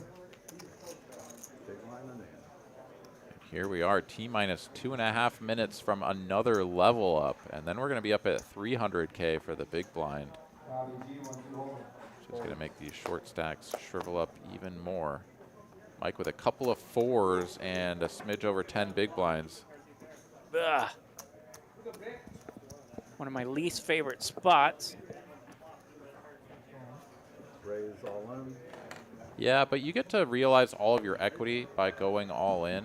And even a small pair is going to be a favorite against, you know, a lot of the hands that will call you. So, yeah, pretty good spot here. MD looking at a suited ace-9. He's got infinite chips, but several players to act behind. I mean, he can sort of just like call and then fold to a jam from Ferdinand, but he'll pretty much be committed to a call against Brad or Primo, neither of whom are going to commit chips. And here we go, cards on their back. It's the sailboats for Mike. Can they hold for a double up? Oh, picks up some counterfeit opportunities. Ace on the river. And MD is running pure here tonight. Can do no wrong. Knocks out another player. Chips up to nearly 21 million. And with that, our boy, our hometown hero, Mike here is going to take his leave, but with him is going to go $10,340, leaving the remaining 5 players a guaranteed payout of $13,120.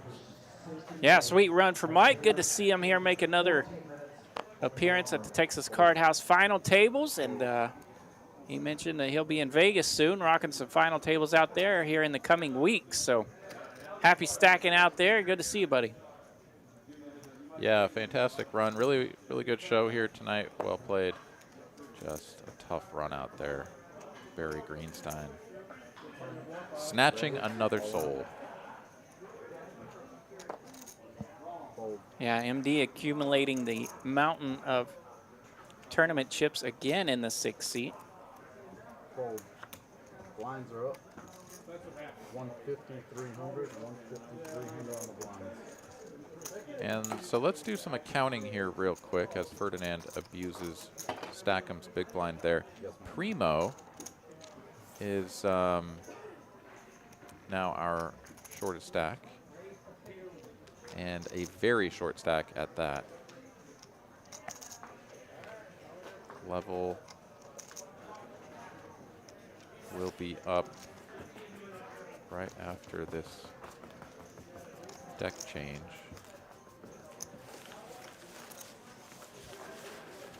Quick pause for deck change. Blinds are going up. Love to see it. We're down to 5 players of this, the even bigger one here, Texas Card House Dallas. And Primo here going to start this hand with 4 big blinds, the same situation that TJ was in earlier, where he jammed the 8-7. And yeah, I think that Primo should just be all in with any 2 cards. Of course, he's going to look at 2 red 9s, so you know that's good enough. Yeah, much better to get your money in now while you can double the full 4 big blinds than wait till the next hand and only have the opportunity to double up 3.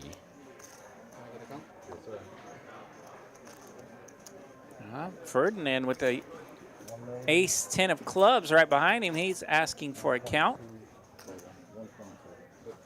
And now is the curious decision. Like, do you min-click this up a little bit just to try to price MD out? Or do you just call and sort of invite MD to come along and play in position with a dry side pot? That is the route that he opts for. And Stackham is going to wake up with a real hand. Here we go. And Stackham's got about 3 million over there, so he's going to have to call about, what, 1.8 million here to get a side pot going. 1.175. Yeah, and now you're in a really weird spot where it's like, okay, I probably have 1 live card. When Stackham just like looks down, shrugs, and dumps it in there, right? Like he's gonna have jacks, queens, kings, like ace, jack plus a lot. But 2 million goes in, and the possibility of 8 million comes back. Like you need, 25% equity. We can see on the screen that that's bang on what he's got. But now the real question is it worth it to try to pick up the 8 million by forfeiting 2 at a pretty high clip? Like, 3/4 of the time I just lose the 2 million.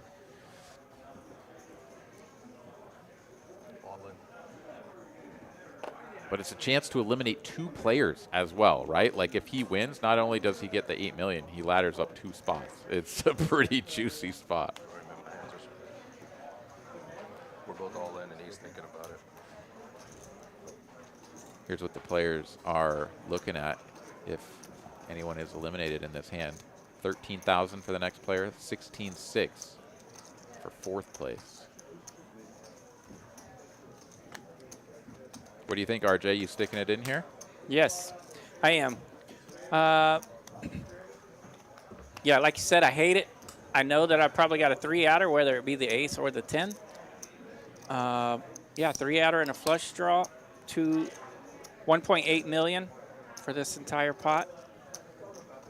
I still have, what would I still have behind? If he loses, he'll still have 6.1. Yeah, which is 20 bigs. Yeah. And if he wins, he'll have 14 million. Yeah, I'm with you. I'm putting it in here. You know that you're probably going to lose most of the time, but it's just simply too good of a spot in my mind to to actually be able to contend with MD over there, right? He's got over 20 million. He's just absolutely blasting at this point. And you can only sort of float around in second spot, you know, for so long before you need to actually try to win the tournament. I'm with you. I'm putting the chips across the line here. But we are also not seated at the table and faced with this decision in the moment. There you go. He doesn't want to do Ferdinand will let it go. So chance for a triple up plus for Primo if he can hold with the 2 9s. Stack him here, looking to eliminate a player and seize that pot for himself. Oh, no. Nasty. Oh, no. 2 10s right on the flop. Gosh. And it runs out clean. And the ace king will whiff. Oh my God, Ferdinand is sick. Yeah. He's absolutely sick. Got the old chair squirm out of Ferdinand there in the 9 seat. What a mess. Folding the ace 10 of clubs. He can pat himself on the back for folding a hand that was dominated and needed to improve against the player that was all in for the lion's share of the pot, right? Like, yeah, he can still, you know, sort of look back on that as the quote-unquote correct fold, but for the reasons that we already talked about, yeah. And seeing the 2 10s, right? Like, now you're just instantly slapped in the face with like, well, if you call, guess what? You ship it, and now you have 14 million. And 2 yeah, I players think I would have eliminated. been comfortable taking the chance with the chips behind that I had left. And sometimes I think, I don't know, you may have a better answer to this. Sometimes I think it's got a little bit of value to it when you get that 2 for 1 on the knockout. For that extra 1.8 million, he and Stackham get to take the chance at Primo. Yes. So basically, here's another way of saying what you were alluding to is if he puts the 2 million in and loses to Stackham, there's still a player eliminated. So he he'll makes still real ladder money. up and has 6 million chips remaining. So like that's like sort of the middle worst case, right?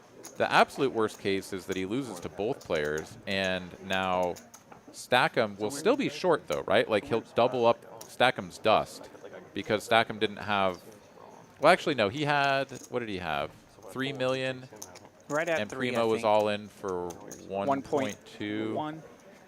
Okay, so it would have been like 3.6 million for Stackham.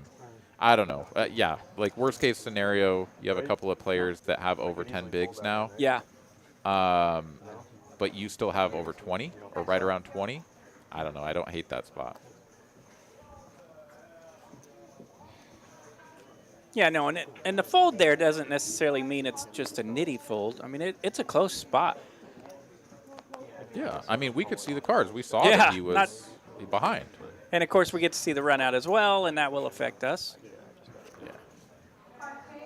Oh, God, that's just so brutal to see 2 10s, not just 1 10, 2 10s on the flop.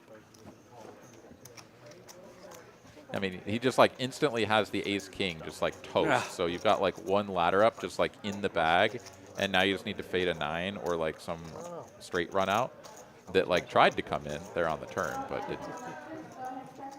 Wow. Yeah, Lego picking on me in the chat saying, when I said the blinds are going up, I love to see it. I do love to see the blinds going up. I've never understood the fascination of, oh my gosh, the blinds are going up. Like, that's what makes this game happen.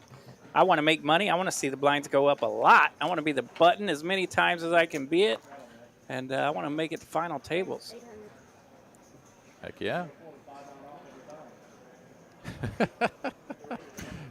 Tony Ferguson has some trauma that he would like to share in the chat about Ace King. Ace King will definitely bring us all some trauma. Heads up here. Ace Jack flopping top pair here for Primo up against MD, who has whiffed this pretty hard, so it's going to be tough for Primo to get paid unless MD does something here to commit himself to the top. He is reaching. The fact that we're even seeing this flop is a little bit curious, as Primo just opting to call pre-flop. So it was MD open from the cutoff. A lot of players are just going to look down at ace-jack against MD's open and just stuff it in there pre. But Primo wanted to see this flop, gets the one he was looking for, and now with 1.2 million, the bet from MD only has 1.6 more behind that amount. So MD seemingly committed to playing this for all the chips.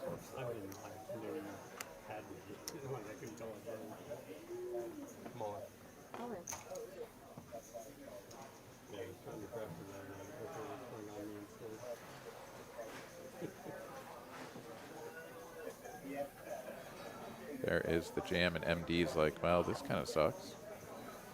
And he just finds the fold. Woo! 1.6 million. I mean, he's getting like 4 to 1. Sitting back there laughing at how I play, or what? I mean, 5 to 1, really. Free double up there. And he's like, no, I just must be so far behind that it doesn't matter. Yeah. Great spot for Primo. Holy smokes. I mean, obviously, you know, had he just been shown the ace-8 of hearts, he would have been like, no, I actually want you to call for the last 1.6. Take my, you know, 97% equity on this, but that was with us knowing that, I guess, 8, or some of the, you know, 5s and 6s and whatnot were gone. I guess there was no heart on the flop, so yeah, no backdoors there. Pretty juicy spot for ace-jack. Ace-jack on the button here for Ferdinand. Mighty Hammer in the chat with the sentence of the night. I flop and hate that hand. Very impressive.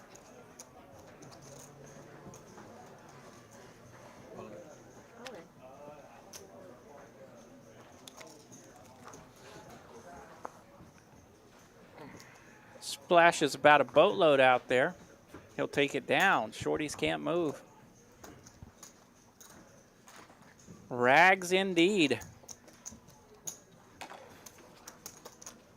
So the effective double up there for Primo gets him out of the danger zone. Now it's down to Brad and Stackham. Stackham's been here before and has spun it back up. 7 big blinds. Brad with 8.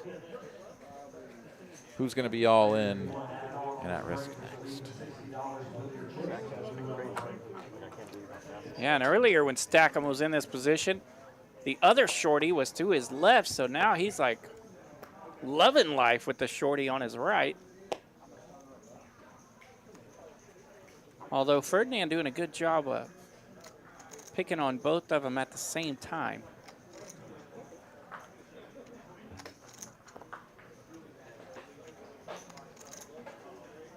Small pair for Stackham. You'd love a big pair, but any pair will do. And quick call from MD. Here we go. Cards on their backs. It's a couple overcards for MD, but statistical coin flip. Will we have another short stack survival for Stackham? Oh, going to be tough now. Jack on board. 5 and a 5 only for Stackham, and doesn't find it. That's going to be another elimination for MD.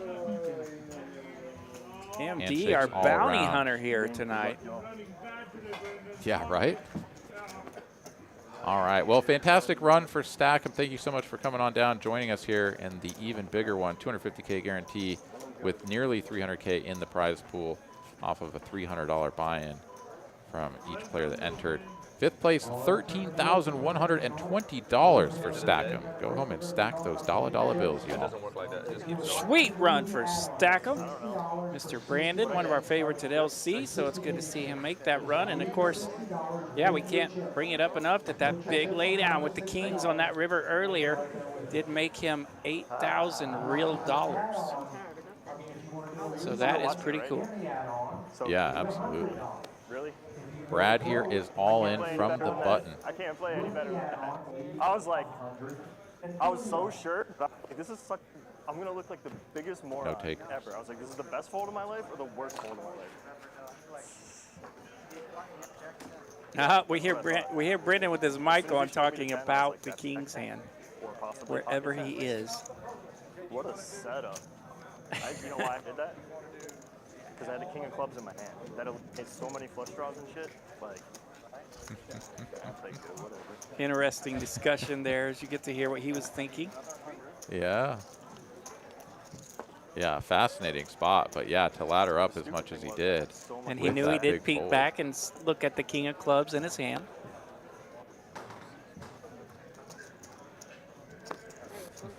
MD the Mighty Destroyer. Yeah, absolutely. Whole new context to the initials now. With pretty much all of our eliminations here. Wait, has anyone else busted a player, or has it just been Yeah, that's probably MD? the biggest fold of my life. I like legitimately can't remember. He knocked out TJ. He knocked out Mike. Yeah, he got right? Mike. Who got Egg Daddy? Egg Daddy was the 7-seat ace king. Yeah, he knocked him out as well, right? Yeah, yeah. He's So knocked got- everyone out. He sure did, yep. He's got them all. It's a It's the sweep. Grim Reaper, man. It is a clean sweep.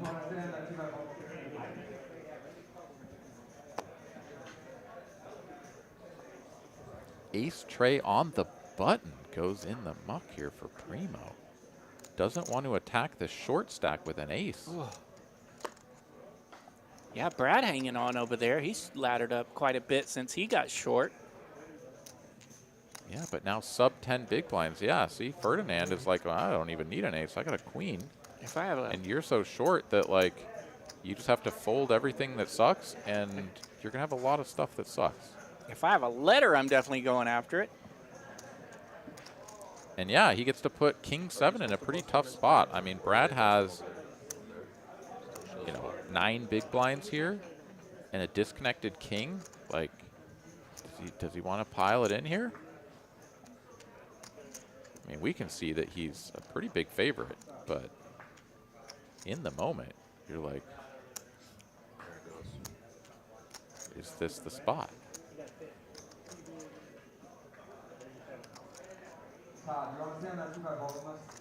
And there it is. Brad makes a great call with Yeah, King King high. 7 going to roll with it, and he's in a good spot. Nice. Yeah, ahead, but not out of the woods. Ferdinand with 2 live cards, 37% equity. Let's go to the run out. 6 million, bang on in the middle. Oh, And hello. there's a queen and a 7. Oh, another 7. Queen for Ferdinand? No. Oh my goodness. The old suck and resuck. King 7 has to get to the turn to beat Queen 4. Brad survives. Man, like no one can be eliminated unless MD is the one to do it. Like that is Right? that is the prescription. for Yeah, I think that's the key. There's been other people try, but yeah, they are running over where MD is getting them all.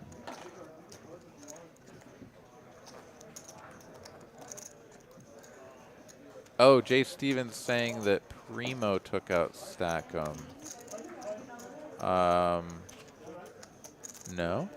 he just lost to MD, right? Yeah. Yeah, he was in that big pot with Stackham with the ace king versus 9s, but Stackham was Stackham actually doubled up Primo in that particular hand. Yeah, because he had the covering stack. Yeah, so he was but left yeah, with Stackham a little was bit. not Yeah. eliminated there. Yeah. Yep. Yeah, I mean, we're not counting just like every big hand or double up or whatever, but yeah, eliminations have all gone to MD, and he's looking down at another juicy hand. God, how nice is it when you just keep running pure and you're like, oh, I win all these hands, and I look down and I have a big, like, ace jack and, pocket whatever. I mean, he's had like jacks and aces and all kinds of stuff tonight. I like it though, Jay. Keep us on our toes over here. So Brad, fresh off a double up, tries to pick up some blinds with a button raise, but MD hits him with a 3-piece. Yeah, Brad's really running kind of the opposite of MD, where MD's just running like pure gold. Every time Brad is in that spot where he can put some sugar in there from the cutoff, hijack, or button with a king high, there's always resistance behind him. So kind of frustrating that he is just spinning his wheels a bit.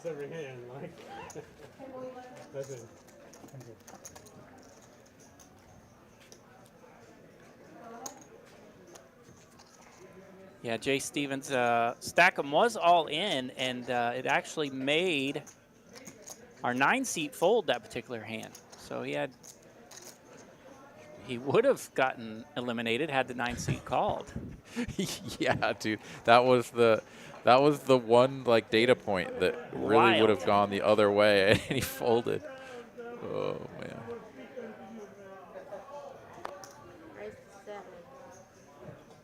Back on the horse is Brad. Another raise this time from what is being called the under the gun spot, but definitely just the cutoff. This short-handed, and Ferdinand gonna wake up with a big ace.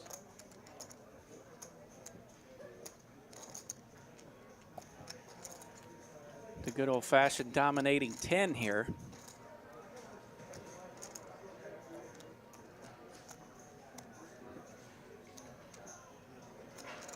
And I think Ferdinand has shown a willingness to play a little bit more just like, look, we're under 20 big blinds. When I have a big hand, like, I just have to stuff it. We had a couple of scenarios earlier, you know, where he was just like jamming from the button into, you know, the small stacks and the blinds. And yeah, here's another spot where he is just going to click it all in.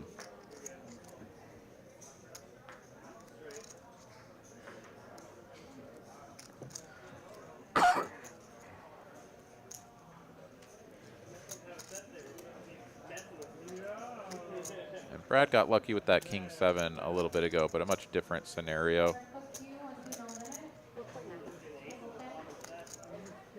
Not going to be very many hands that Brad is ahead of here, if any, that Ferdinand is going to jam. Like, you can't really imagine like King 9 suited just stuffing it in rather than calling and taking a flop. Right.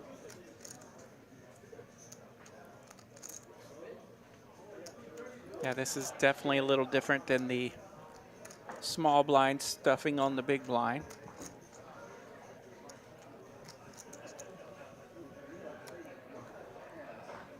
And it's worth a lot more chips this time as well. It really is. I mean, this is for all of them. Like, Brad is covered, not by very much, but he is covered. And has now, after that last double up, right? I mean, he's got himself out of the danger zone. He's up to 15 blinds here if he folds. So he's got a little bit of life. But, I mean, the fact that the King 10 isn't already in the muck, I think maybe he's thinking to himself, he's like, well, I beat this guy with the King 7. Maybe I beat him with the King 10.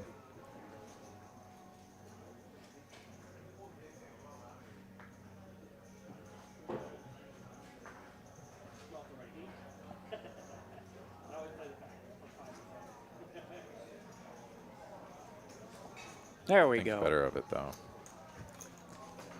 Good fold. Good fold. Nice lay down for Brad there. Still plenty of chips.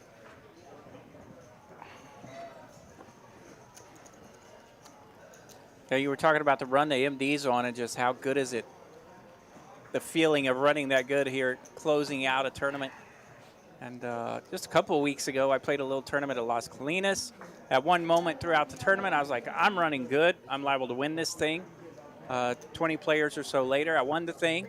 And I remember the one time I got a WPT trophy. You know, we get halfway through that thing. I'm running good. I'm going to have a shot tonight. And by golly, we took that one home as well. So it is fun when you kind of recognize that. Yeah. Yeah, it's almost like there's just like a different vibe in the air, you know? It's Yeah. just, anytime you see like a short stack jam all in and it's your big blind and you just like peel jacks or queens or something and hold, and it just all sorts of, you know, good spots for you, as we've got. Here we go. We got some big holdings. collision here. Holdings here as jacks are going to throw down against the under the gun razor of MD. He's got pocket sevens.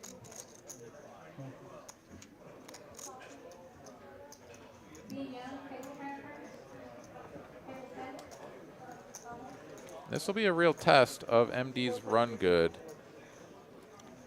as this is for about 12 big blinds more.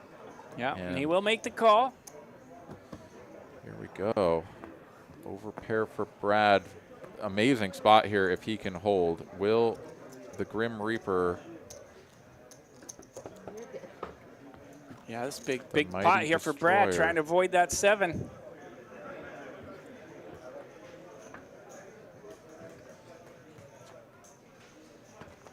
And wow, all around it, but Brad dodges the 7, and just like that, chips up to 9 million, and now he's got the second most chips at the table, courtesy of MD.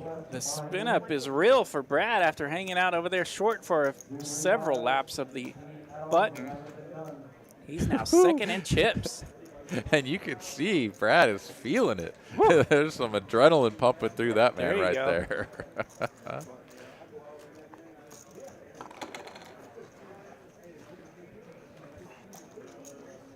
Thank you to everybody for tuning in and watching this really incredible final table here on TCH Live.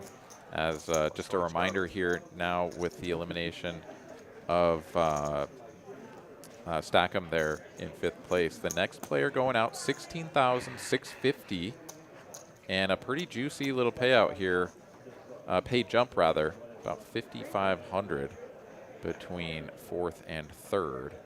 And then it really starts to take off after that.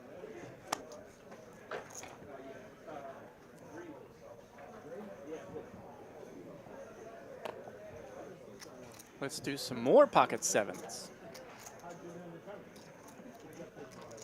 Yeah, pocket sevens. Any of these sort of like middling pairs, four-handed, are just, you know, this is sort of one of the best hands that you're going to see. Time to try to take some chips away from the chip leader.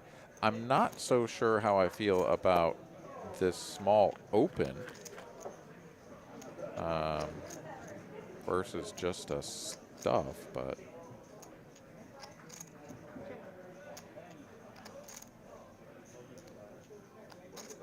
I guess all these players now have enough big blinds that we can start to actually play poker again.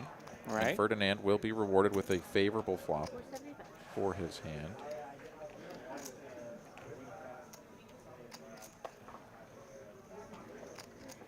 Yeah, Ferdinand and Brad have shown that they want to open up a bit at times and play a little bit of poker. And I had that wrong. I thought Ferdinand had fewer blinds, but he started the hand with around 20. So no, that made a lot of sense.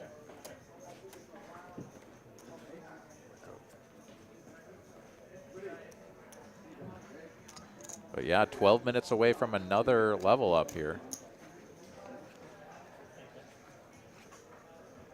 And I presume we're going to go straight from 150, 300 to 200, 400. So yeah, that'll be getting serious there. All right, tournament players, welcome back from break with lines at 2004 full. Here, shovel up a deal. MD tries to limp in from the small blind, and Primo says, nah, brah, got an ace. Punish that limper. I like the conviction there from Primo. Just doesn't waste any time, knows he's got the best hand, stuffs it in there quickly. Oh yeah, and the new to Texas Card House Dallas this month, the Monday Night Rebuy Tournament You can get in that bad boy for 60 bucks with some rebuys going on. They had 48 players tonight, 2,500 up top. So if you like a good old-fashioned rebuy fest, that's a good one. Monday night here at Texas Card House, Dallas.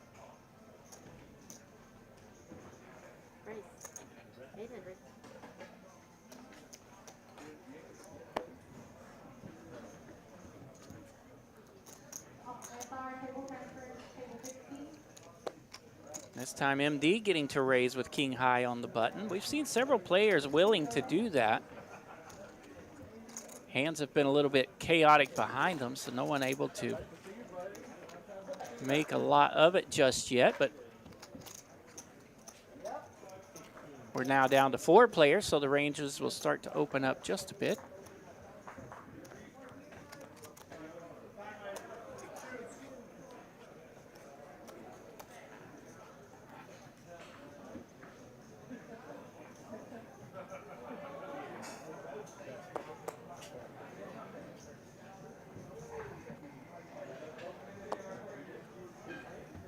Those pocket sevens are really going around. Primo gonna wield them from the button.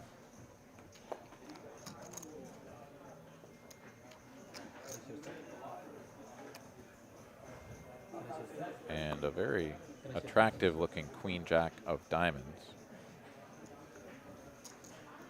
for Ferdinand in the small blind.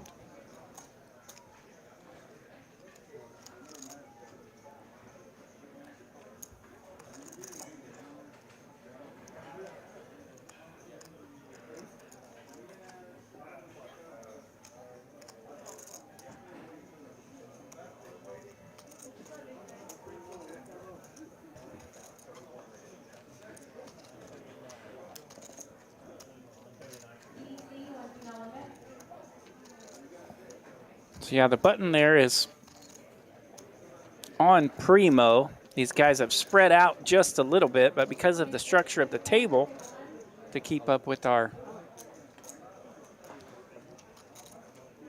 highfalutin graphics, the button is kind of stuck in no man's land there, but the button is on Primo. He raised it up with sevens, and Ferdinand here has jammed it. Stuff City.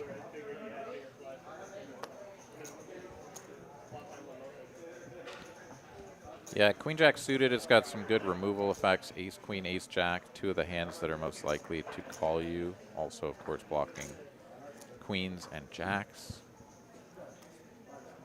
And if your opponent has ace, king, okay, well, at least you're live. And if they have an under pair and decide to stick it in there, then it's not so bad either. So queen jack suited, kind of one of those perfect hands to do this with.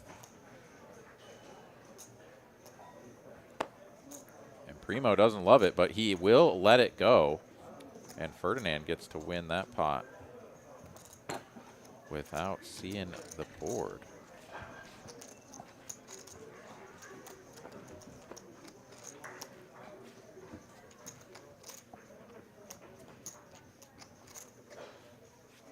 MD still far and away the chip leader here.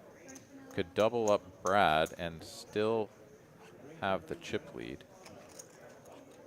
Excuse me, and still be in second place, not have the chip lead. Still be in second place.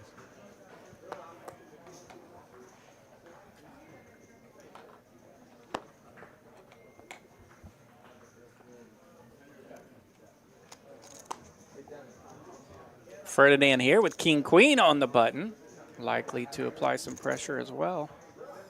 Pardon me. Something was off there in the graphics. Looks like Ferdinand has ace 3. Was that Primo that folded king queen right there? Oh, I think I was glancing at the graphics. Okay, there it is. Brad is the one with the king queen. That makes more sense. Yeah. So just a quick little curveball there from graphics, but we got her.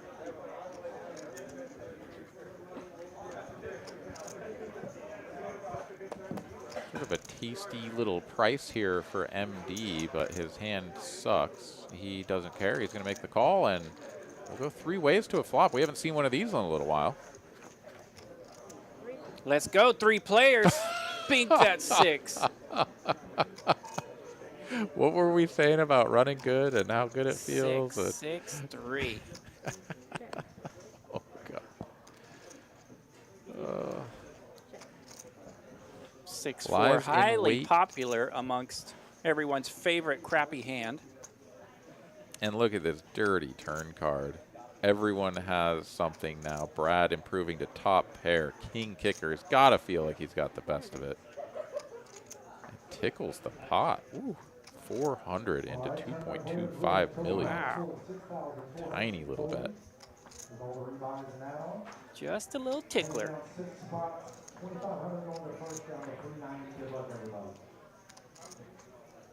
I mean, it's so small that even when MD calls here, I think Ferdinand is kind of like, yeah, I'm not folding yet. So I'll he see sticks another one. around.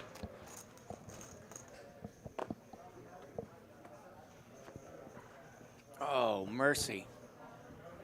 Now Ferdinand on the wrong end of it. Yeah, this is pretty dirty. The flush draw misses. None of the straights get there. Ferdinand Brad's, being in position here might help him. Well, this is an odd choice here, right? Like Brad, his kicker now improves, quote unquote, from the king to the ace, but now anyone else with a queen is playing the same ace. So like, he doesn't really get value from hands that he beats anymore. So this bet is a little bit curious to me. Anyone with an ace is liable to look him up. And obviously we got MD here still lurking with a 6. And yeah, that's the raise here from MD might actually save Ferdinand. Yeah, he's already folded. Yeah, he's in the muck already. I mean, he's got aces up. He's got aces and 6s with a queen.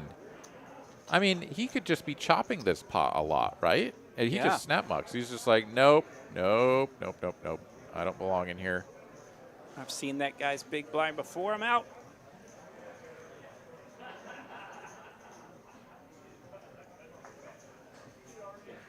Impressive sittings there.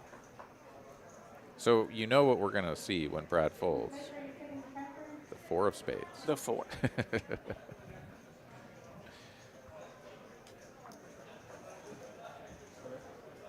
I say that as if it's a foregone conclusion, but Brad here, of course, does still have his cards. And wow, he flicks in the call, actually.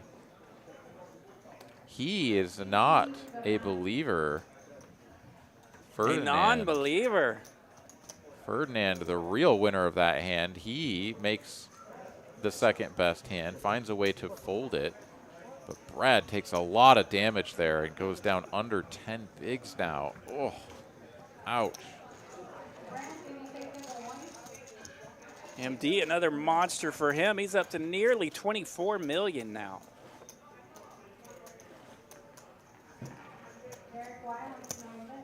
Woo. Yeah, that one's tough. I mean, I can understand, right? Like, you don't want to let MD just sort of run you over, right? He's got the chip lead. He could be bluffing at some frequency. You did turn like a really good, strong hand. And does this guy, is he really just getting hit by the deck this hard every time? Well, he kind of is. And that was a 3-way pot that like, Brad bet big on the river, right? 1.6 million. And then got raised with Ferdinand still to act on the button, right? Like, I don't know. I don't think MD's bluffing too often. Of course, you know, you can look at all of that in hindsight and with the cards face up on our screen and be like, yeah, well, obviously you think that. But the dynamics of that hand definitely did not lend themselves to a bluff with, you know, a king showing down as the winner there, I think. Yeah, sometimes that ace hits on the river and you want to tell yourself that my opponent's bluffing that ace, but yeah, the dynamics sometimes do not fit. Yeah. In any case, that is going to put Brad back into the danger zone. 9 big blinds, and he'll be in the big blind next hand. Going to need to spin it back up, which he has done before.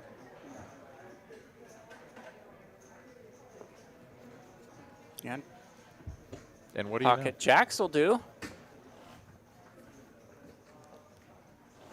This is where you stuff it in. You look like you're tilted. Just lost a big pot. That's right. You'll Put a little F heat I'm on it. all in.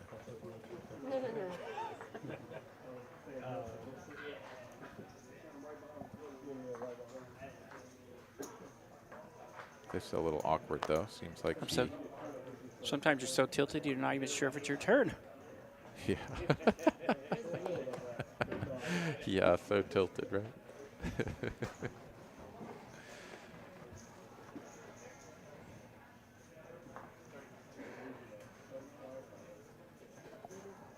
Oh my goodness.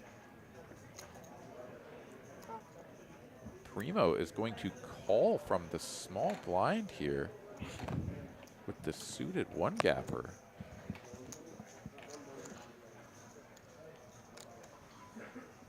Yeah, we saw him earlier try to sneak in with that suited connected hand. Knows that they can cause havoc. But tough to play in this particular spot. Yeah, out of the small blind, you're inviting Ferdinand to call, and then you have to play out of position against two guys, and you have like less than 10 big blinds behind. But here we go. Brad versus the 8-6, and it's middle set for Brad. Middle set versus big whiffa.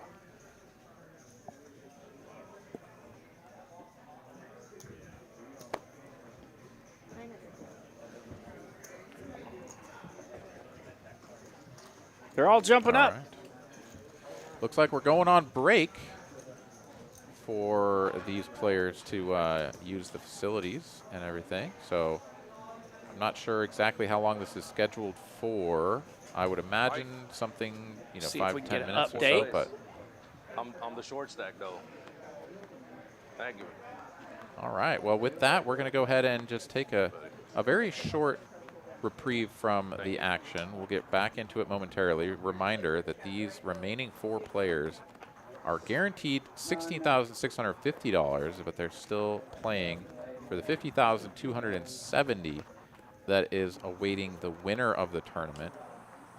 This even bigger one started with a $250K guarantee, surpassed that easily, getting up to nearly $300K in the prize pool off of a $300 buy-in.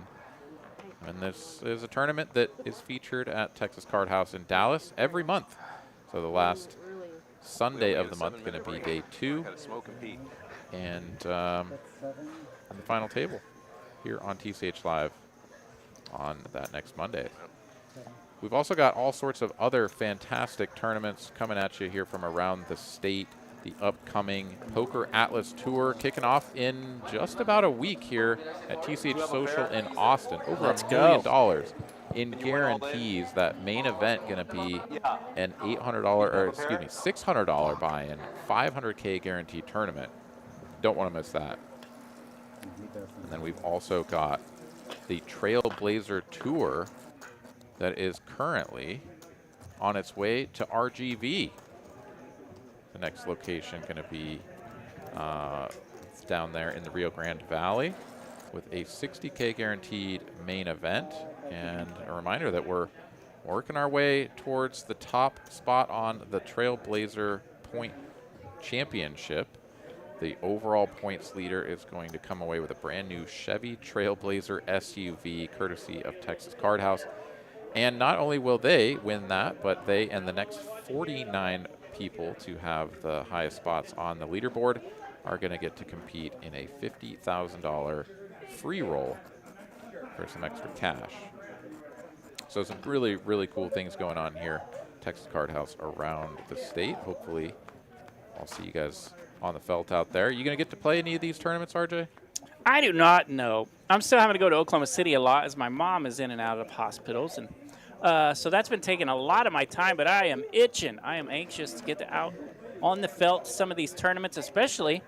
I've had the itch to go down to Rio Grande Valley, so that would be an exciting opportunity to go check out RGV, see what the folks got going on down there, maybe hit Austin on the way back, something like that. Heck yeah. Yeah, I still haven't been to the RGV location, and I would really like to go check it out. It's the one Texas Card House location that I haven't been to at this point. And yeah, I mean, it's a little bit of a drive, obviously. It's not that far. It is just kind of out of the way. But, you know, you got this fantastic Trailblazer Tour coming up. You know, a great opportunity as well to earn points out there. So a little reminder to anybody who is working towards earning those Trailblazer points. If you go out to the RGV location, you earn double points towards the leaderboard for all of your entries and caches. So that's a pretty good deal right there. I mean, you could just go out there and run pretty good for a week and come back with heaps of points. Come back with a boatload of points towards that Trailblazer. Heck yeah. Now, how cool would that be to drive off in a car that you won because you did good playing poker? Like that, how cool is that? That is a pretty cool deal, the Trailblazer Series, and it's presented by none other than Texas Card House. Ourselves, we got this. Heck yeah. All right. Well, I did hear from production that this break probably takes about 7 minutes, so they don't take the full break, but will give us a quick opportunity to hang out.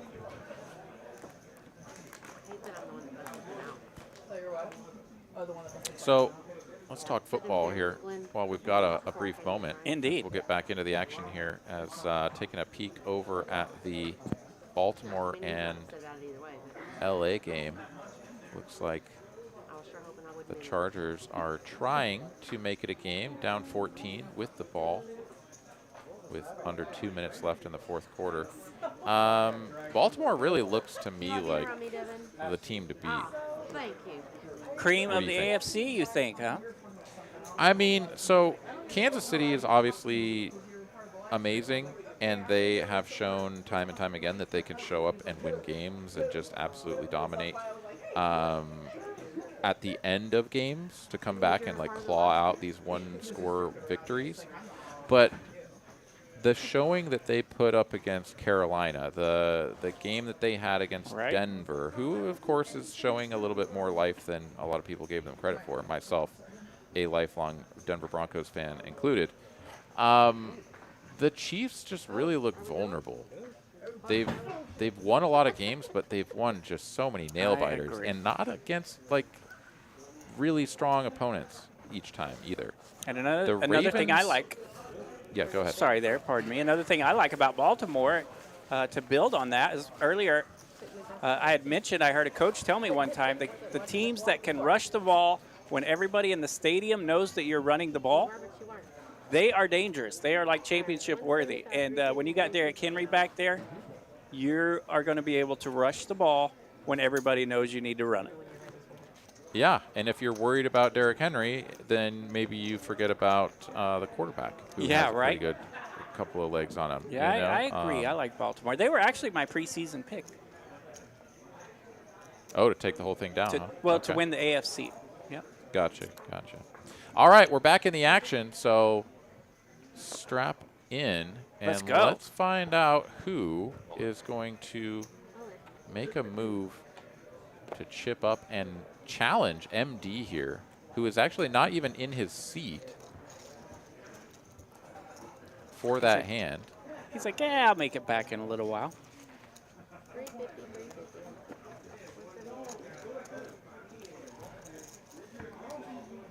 Jeff reminding me that it's called the Har Bowl. That's right. Har Bowl. I think I was in Vegas for a Super Bowl that was a Har Bowl back when the Ravens took on the 49ers. Forget what number that was, but it's been a hot minute. All right, so the blinds did not go straight up to 200K, 400K. We did get the 175, 350 in there, so these players are going to get a little bit more of a run with their chips. Primo here is all in after picking up some chips on that last one. Gets a few more. Here we go, back-to-back Rip Cities. Blinds are going around so fast now.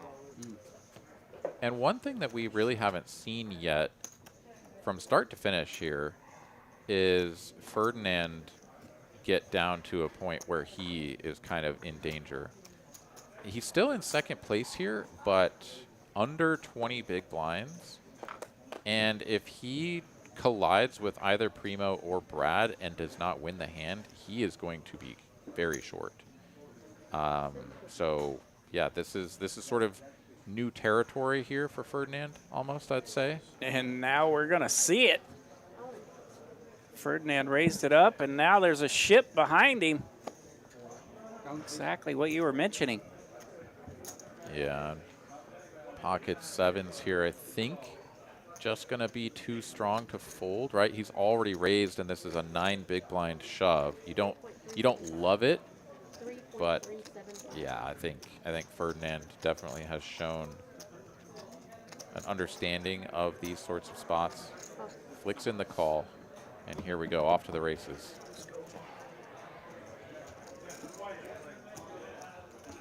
Let's race. Brad needs help, finds it, but now needs to fade a 7 or a club.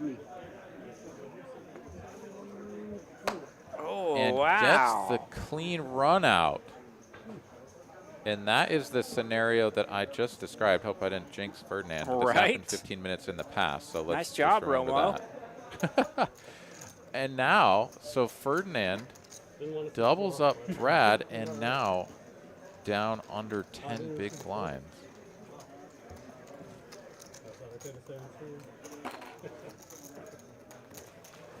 And Brad, he's taking the hat off. He's a whole new man. Yeah, hat he off, is. sunglasses off. There's a person under there. All he needed to do was borrow the mask from MD, and he'd be a bandit. Incognito. Bandit.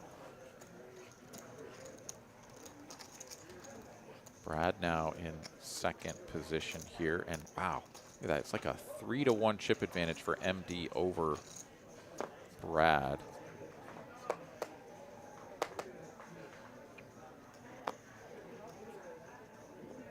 And wow, Primo wakes up with a Primo. Ladies.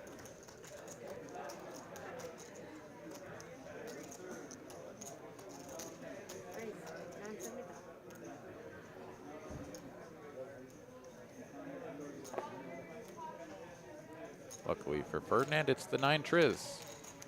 Straight into the muck.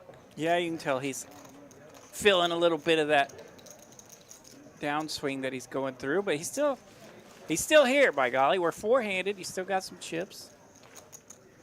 It is not easy to get to this spot.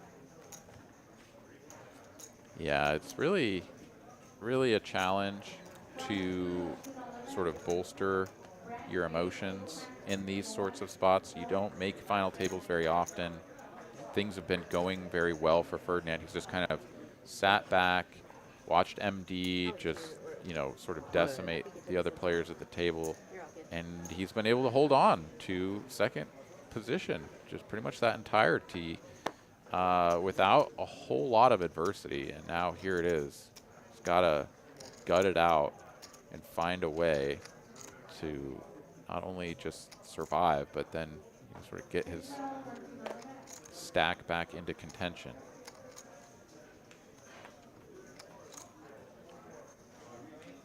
Four high here from the small blind. And you're in the blind so frequently, right? Oh no, and he runs straight into it. Oh, I understand the idea here of wanting to pick up the blinds, right? Like we saw TJ do it with the 7 deuce. He's just like, I have 8 bigs, doesn't matter, I'm all in. Nice. Pair of threes. Gut shot. Nothing there for Brad, or excuse me, for Ferdinand. And that's it. Two big losses to Brad, and just like that, Ferdinand is our 4th place finisher. Yeah. Really great run for Ferdinand. Just things really turned upside down for him there at the end. Tough way to go out, losing back-to-back hands to Brad. And with that, Brad is going to chip up nicely to over 10 million. Ferdinand's still going to get a nice payday here, 16,650 for his efforts. Fantastic showing.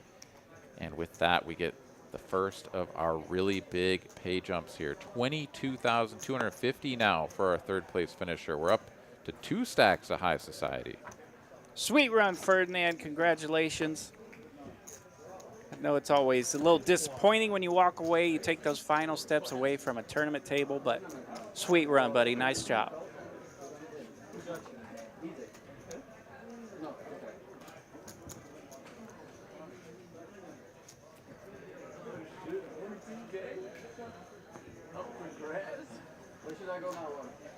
Up there. Just like that, we're three-handed. So under the gun is now the button. Showtime. Maximum buy-in, maximum buy-in. Of course, three-handed, you're either the button or the blind, so it's tax time. It's going to be coming after you.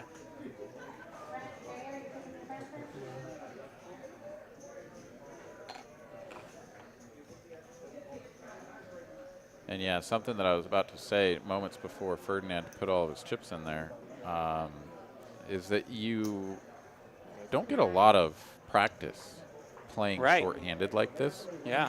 Where you're just constantly in the blinds and constantly being forced to defend or attack with hands that just suck, right? Like, there Primo just folded the 10-3 face up. He's like, yeah, I can't play this. And it's like, okay, yeah, you should fold 10-3 right there. But there will come a time very quickly where bad hands like that and what everyone sees is like the 4-3 suited, like what are you doing putting all your chips in there? Right. You're going to be forced to play those hands, whether you want to or not. And if you just keep folding and folding, then you're going to be forced all in with any 2 cards when your last blind is forced out of you. Yeah, not to mention MD now putting a little pressure from his button with the suited connectors, 8-9 of clubs. You mentioned earlier just the jam from the small blind onto the big blind. We saw it from TJ. We saw it from the 9 seat right there.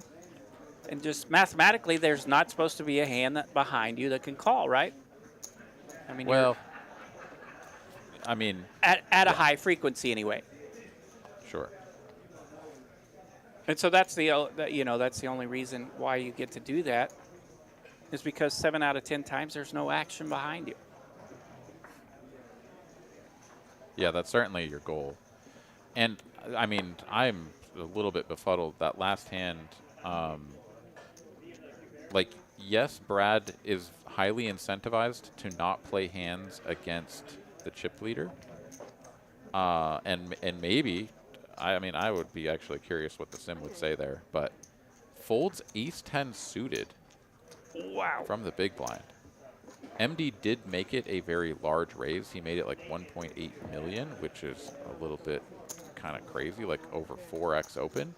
But yeah, ace-10 suited folding is pretty wild. Like super premium three-handed.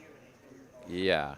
And I understand, like, you don't really want to play out of position against the chip leader when you do have Primo over there who is now down to 10 big blinds and you have like 30.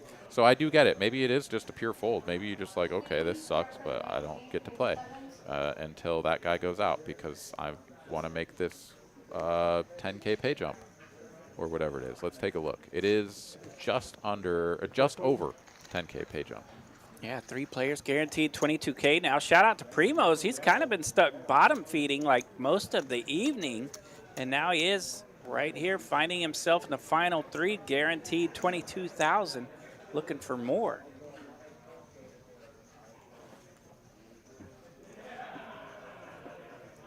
You mentioned earlier that somebody might benefit from sitting right behind MD, and it's clearly been Primo. As MD just knocking everybody out left and right. Yeah, Brad eliminating Ferdinand there was the first elimination at the final table. There was not MD. It's just incredible. All right, we're playing some poker. We've got a flop, and Primo has drilled it. Hello, that's 2 pair.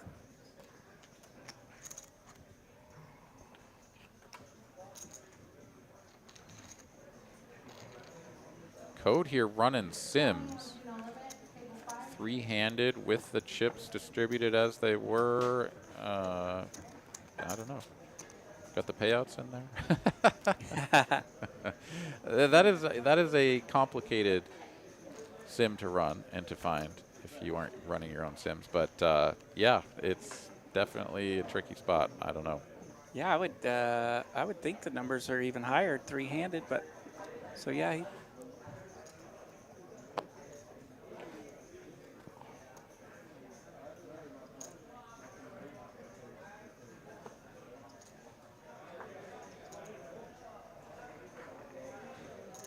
Yeah, I heard the players mentioning earlier that blinds are quick, and you know that's kind of a hint sometimes that you haven't been playing short-handed a whole lot, which none of us do, right?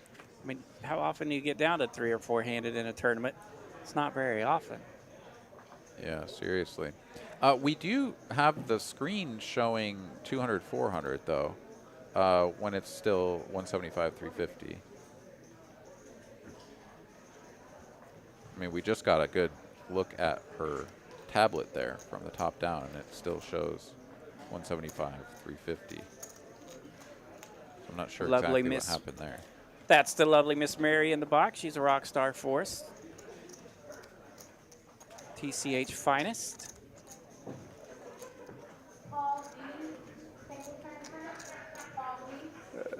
I see 25 minutes left, whatever it says. Yeah, 175, 350. So I think we just got an accidental click up on the level somehow. I'm not sure how that. Oh yeah, because it was showing 175, 350 earlier.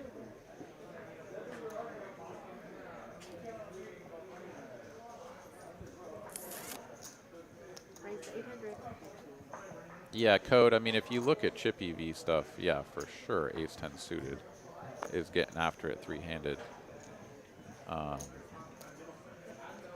against a button open, like absolutely. But yeah, all the other factors make a big difference.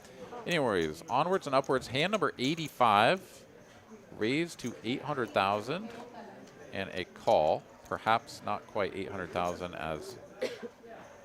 Again, we've got the blinds just off a little bit in the system, but an overpair nonetheless here for Primo. Pocket 10s, and Brad connecting with middle pair, backdoor clubs, 1 overcard. All in, and a snap call here. Primo all in at risk, but he's got the best of it. Well, here we go. Hello. Oh my goodness. 6s have been naughty all night. Ay, ay, ay. Turn cards are something else, and Primo gets it in way ahead, but cannot fade the 6 of diamonds on the turn. And just like that, we're down to heads up, RJ. Heads up. Brad's running hot. We're heads up. Battle of the heaters here. What I wanted him to do. And let's take a peek here. Once again, $22,250 for Primo. What a run. Absolutely. What a run.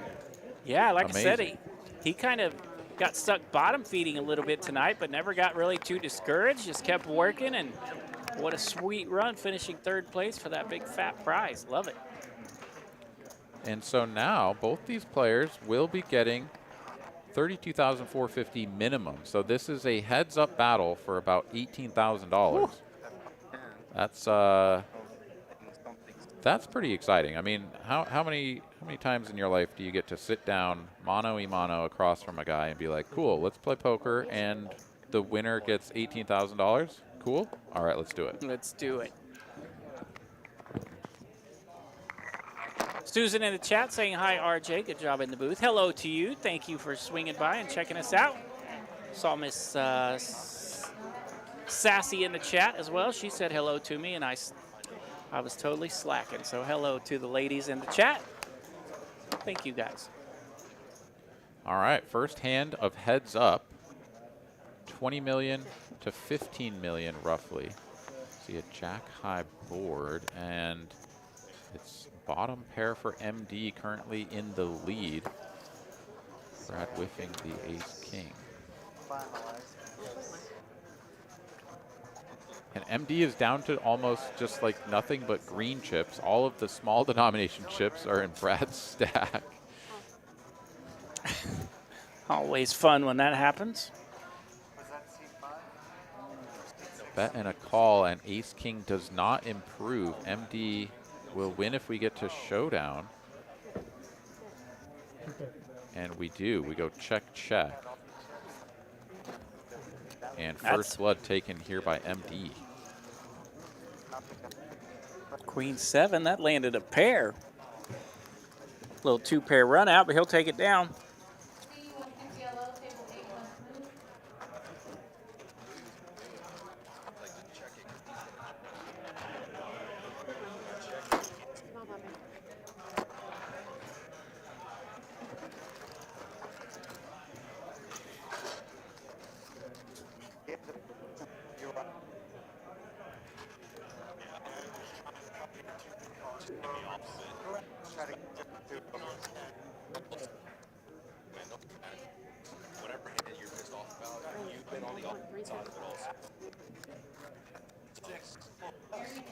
All right, only a 7 of diamonds scanned in, but it is a chunky raise. Brad will make the call.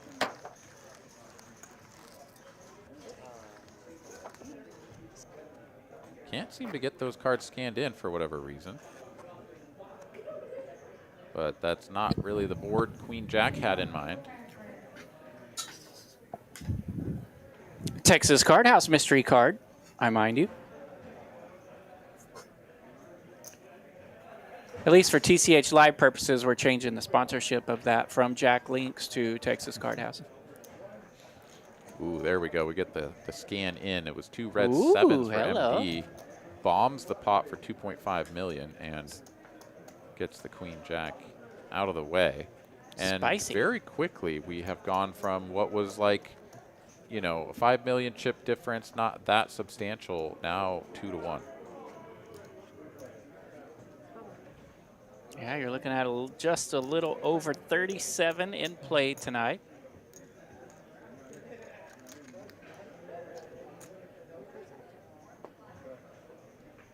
$37 million in chips here at this final table. So you can kind of keep that in mind as you see the players swing through these stacks of this heads-up battle.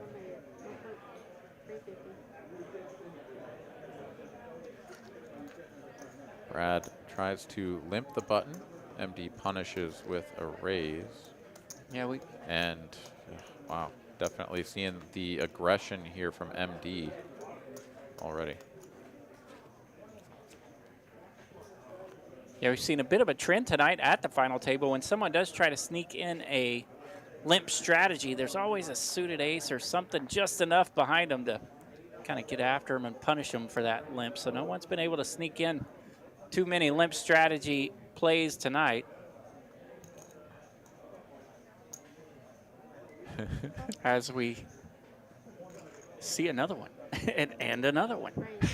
Exactly as we were saying. Brad just literally got the 2 cards that MD just had, so it was like his turn. And the fun part is you don't get to see it played out with the 7 deuce very often. No, only TJ, only a true legend puts all the chips in there with a 7 deuce. Shout out to TJ Cloutier. Throwing down, going all in at the final table with 7 deuce. Gets called by pocket 5s and wins. And with binks the at 7. 7. That was gnarly. RIP to Mike once again. Took that beat and did manage to hang around for a little while longer. Did outlast TJ. Yeah, that one hurt And Mike's feelings. I felt bad about that. Sorry, Mike. yeah, it's pretty nasty. All right, here we are. Button open from Brad and another suited ace, this time ace-7 of diamonds, out of the big blind. And are we clicking buttons here? It looked like we got a small raise from Brad and now a 3-bet, small 3-bet. Or no, I guess just a call.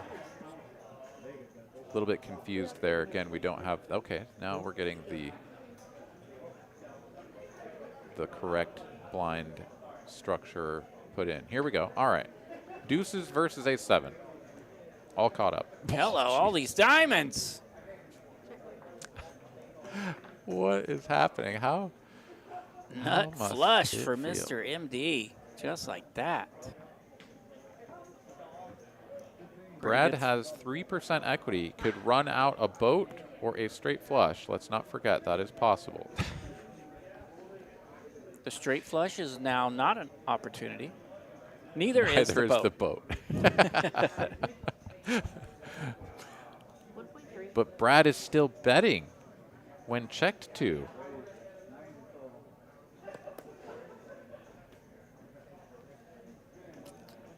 Yeah, we saw MD earlier flop a few monsters. He's been flopping monsters all night.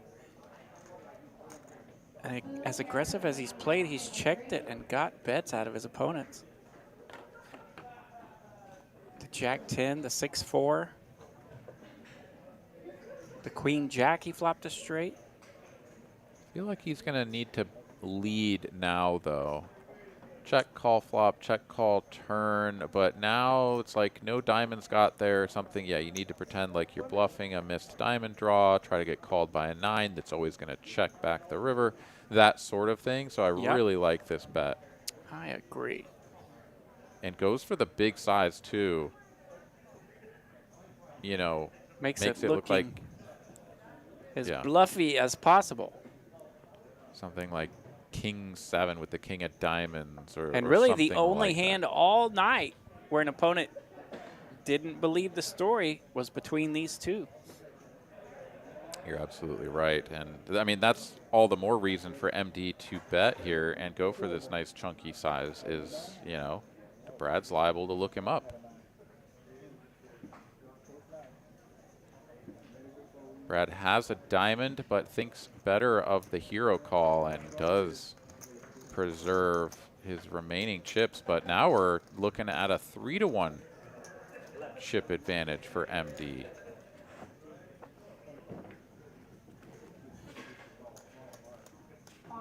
Not quite, but getting close.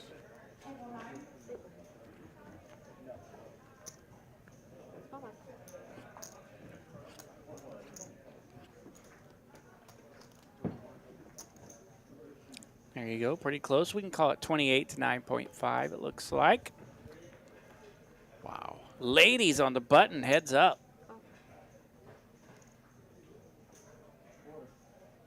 And just gonna limp, setting the trap here. Brad doesn't bite. We'll go to a flop. And another under pair for Brad. Getting put in some pretty dicey situations here early in this heads-up match.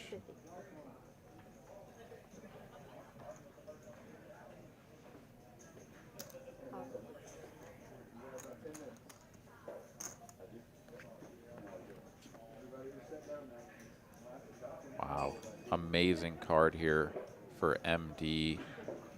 Very difficult for Brad to give him credit for a big hand. Oh, and he goes check, check here. Going to be tough to get all the chips in the middle by the end, though. Checking back the turn like that if you're MD. But is going to get a thin value bet here, a little block from Brad. Presumably going to try to get called by an ace or something, just an ace high, but instead it's going to be the old value own. Oh, you have an overpair. And now it's 4-to-1 chip advantage. Oh, you limped with queens. Good hand. Ouch. Well, things have started off great for MD, poor for Brad, but he's still in it and has 21 big blinds. Anything can happen.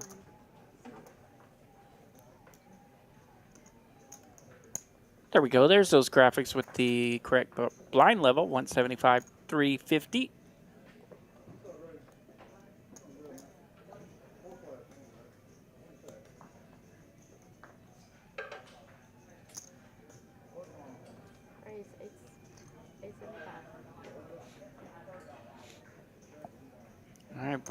All right, Brad has an ace on the button. He knows what to do with that.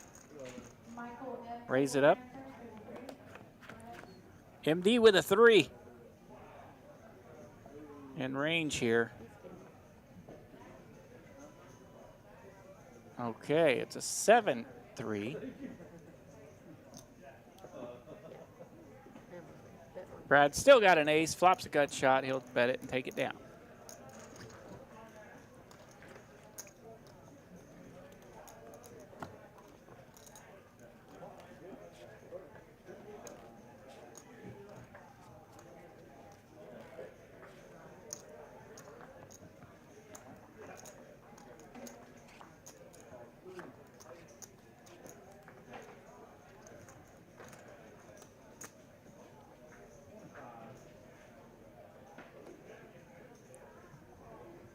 We're still heads up here. Hand 93 of this, the even bigger one. Final table coming at you from Texas Card House, Dallas.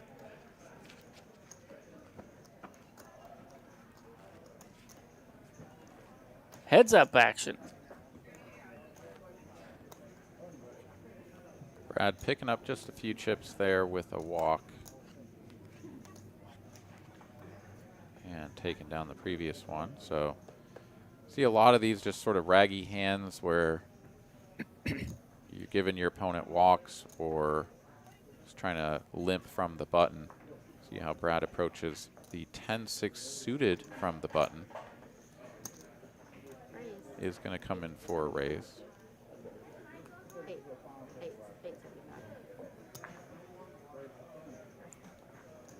And MD, who did some damage to Brad earlier with the queen deuce, getting him to fold the top pair king kicker that would have eliminated MD in 9th place way back at the very beginning of this stream. He's going to wield it again. Flops the bottom end of a straight draw. Brad has the top end.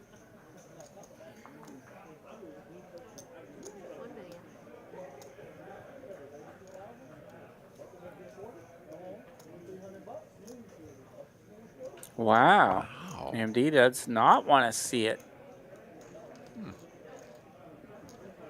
Did not want to mess with that bottom end. Yeah, up and down, backdoor diamonds with an overcard.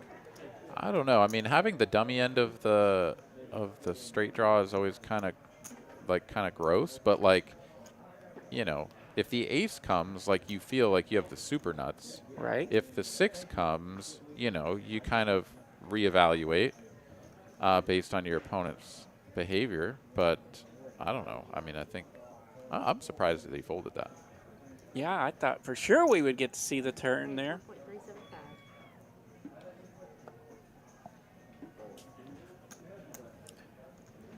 MD with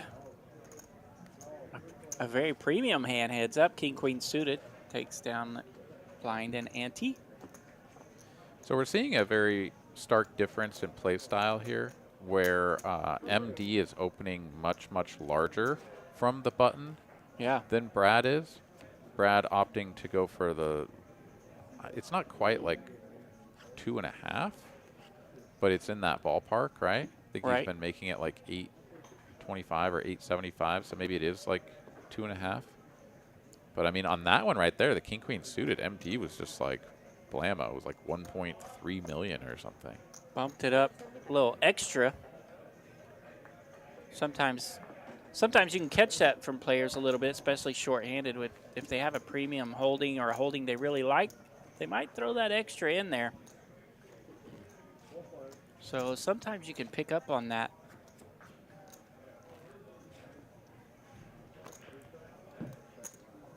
Yeah, bet size tells are something that yeah, if you have a good read on it, are very helpful for making decisions. You know, you get anywhere near like a sort of 50-50 kind of a spot where you're like, sometimes I would call, sometimes I would fold, whatever. But if you have a good line on the bet size tell, yeah, it really helps you in those spots. Hell, sometimes if you have a good enough line on it, you can fold way worse or way better, whatever you want to say, than, you know, a 50-50 spot. Just, right. Oh, this guy's got it. I'm out of here. Gut shot for both. No pairs yet.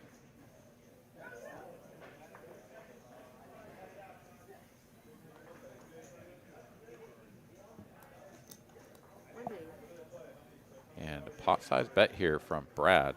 I like this. MD opens the button and then, or limps the button and then checks back that flop. Definitely a spot to attack. Curious, again, the queen nine into the muck here. And it was a large bet, but we are folding some hands here.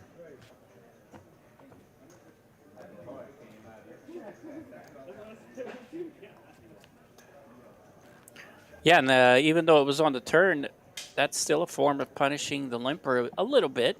You don't have to punish the limper right away. You can kind of hit that stop bet, that stop and pop bet, you know, punish them on the flop maybe. Try to take those pots down. I like that. The post-flop limp punish. Yeah. You know, you see it sometimes in the battle of the blinds, right? Small blind versus big blind. Uh-huh. Or maybe you limped from the small blind in an attempt to steal the big blind, but you don't get to do it until the flop. I think a stop and pop strategy, I think, is what that was once referred to. I like it. I like it. Stop and pop. Stop and pop. Very rare now. Yeah, ooh, we got a 3-bet pot here, but Brad is not going to participate any longer. Opens the button, folds to the raise, and just like that, we're back to the 4-1 chip advantage. Is that right? 28. Yeah, at least, right? Almost 28 there. So it's well, no. 3-1. No. Slay says not much heads-up experience likely.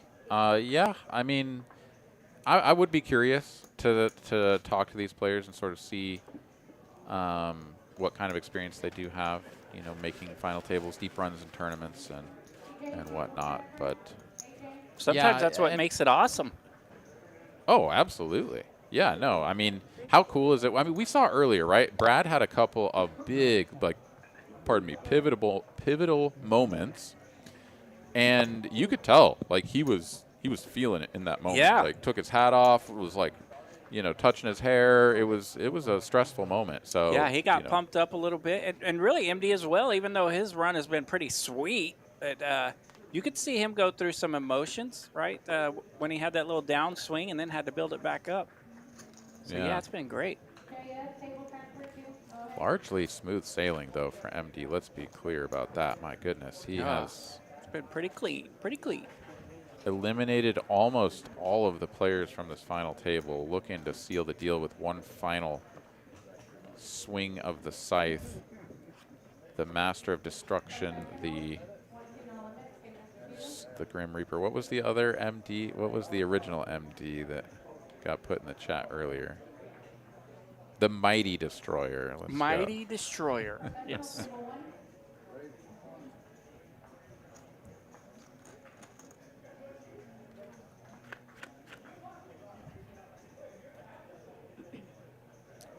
Yeah, and Brad down here, nearly 4-1, a little over 3.5 to 1, but still not in dire trouble just yet, right? Of course, you want to feel that anxiety being down 3.5 to 1 or whatever it is, but you still got plenty of blinds. You don't have to necessarily go crazy just yet. Yeah, absolutely. I mean, I think a good metric in pretty much any spot, right, is like if I double up, what does my stack look like? And so for a lot of people, when they get down to like 10 big blinds or 8 big blinds or something, they feel like, oh my God, like I have nothing. I'm like on the verge of death. And it's like, hold on a minute. If you double up, like double up your 8 blinds and win the blinds and antes, like you're gonna have 20 bigs. And go. like, would you feel miserable about having 20 bigs? I like Probably 20 not. bigs. Right? Like that's Yeah. where most of us live, like in tournaments. You just kind of perpetually have like 20 bigs unless you like, you know, run up a stack. So, you know, you don't have to get too worried about things, as Brad here still best after the flop, but a free turn card inexplicably. MD does not want to see a 10 here if he's feeling spicy. Here comes the delayed C-bet. Wow. And MD just folds. My goodness. The delayed C-bet. That's the The Stop and 2024 version of Stop and Pop. Well, a little different, but very similar. It's a close cousin.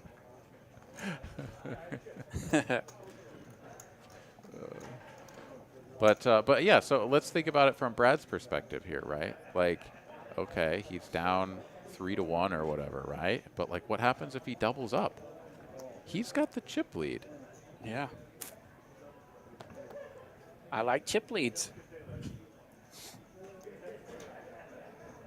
Yeah, so I mean, even if you're down 3-1, 4-1, right? It's like you double up, you're right back in it. So those spots don't feel great. You don't love it, but you always got to think about what can go right. What is my way out of this? What is my path to victory? And it starts with one double up, and we're right back in it. And now we play poker. Now we battle. Now we try to put this guy to the test. Whatever, right? But it's all about that first step. And in 30 seconds, these players are going to be battling over larger pots pre-flop, about to go up to 400K big blind. And that will take Brad down to And you love right to see around it. 20 bigs. I'm ready for it. MD is not here to play small pots. Like, No. he sees a board that he likes, and he is blasting it. Make something, bet something, and it is usually a bunch of something.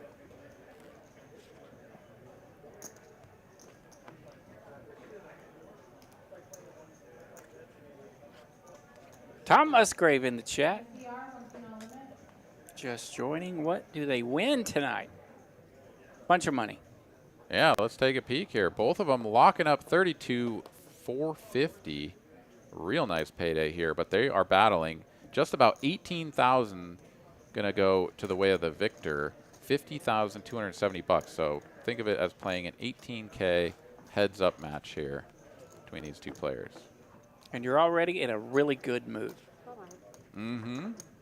I mean, $18,000 is nothing to sneeze at, right? Like, you Right. want that money.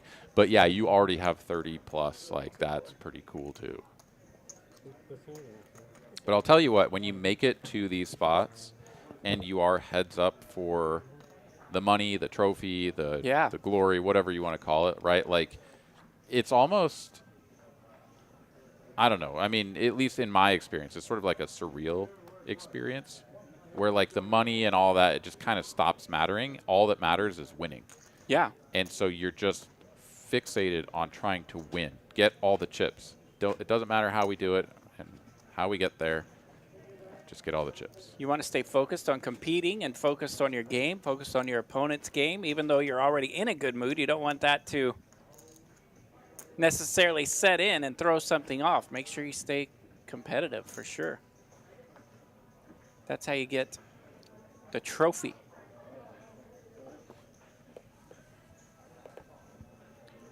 Suited one gapper here for Brad on the button.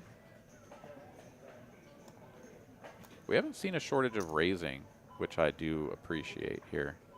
I have called a couple of final tables, and there was sort of a lot of limping and They can be checking to excruciating. see flops in the heads-up match, and it was really, both players were kind of missing out on a lot of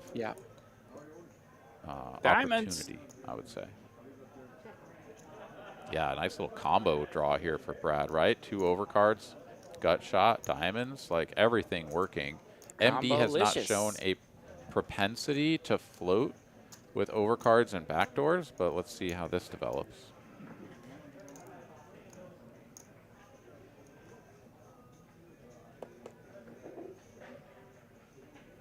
Yeah, sure enough, into the muck. No float Fridays.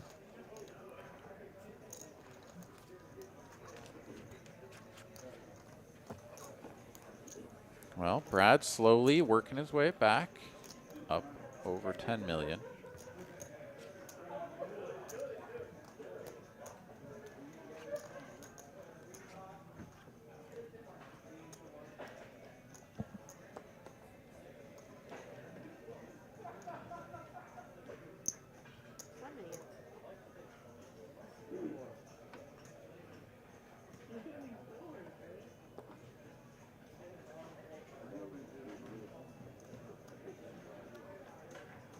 Brad starting the hand with 25 big blinds. Facing a raise, is going to put in the 3-bet. Let's go, Brad. Here we go. 3 million to go now. And MD takes one more peek, is like, well, I have a blackjack hand. Let's take a flop. And wow, 6.4 million in the middle, only a smidge over 7 behind for Brad, and he's rewarded with top pair. MD has a whole lot of not much here. Looking good for Brad to get back in this. Yeah, and Brad just rips it, ready to take this pot down, and does indeed. He's back up to nearly 14 million now. Yeah, critical hand there. The lead, not even 2-1 now.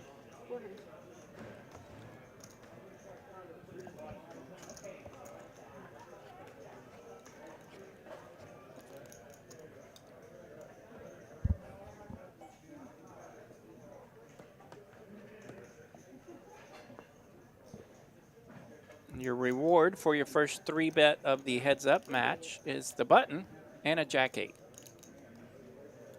But it is a dominating Jack-8. Yeah, you see so many of these like sort of raggy hands just, you know, being in the blinds constantly.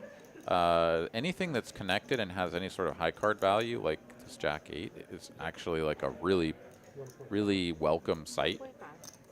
When you're in this heads-up environment, you know, the worst is when you just get sort of stuck looking at 7-3 and 9-deuce and Jack-3, and you just, every hand is disconnected, and while it may have a little bit of high card equity, it's just kind of middling, and, you know, God forbid you just get like 5-deuce every hand. You know, that sort of stuff can just drive you insane.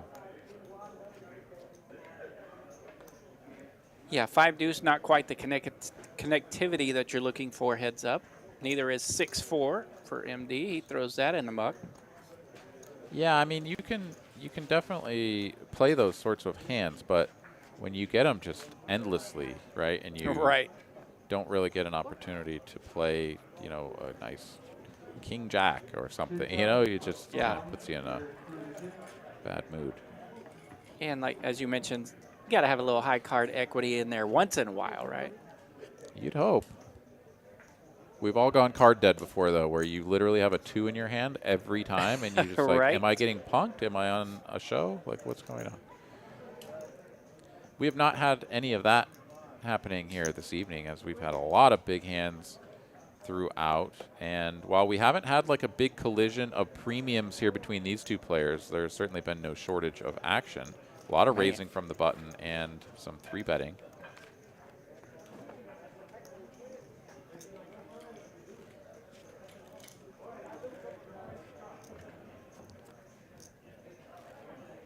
And the momentum initially was just solidly with MD. We started with roughly these stacks. It was about 20 million, 22 million to 15, something like that.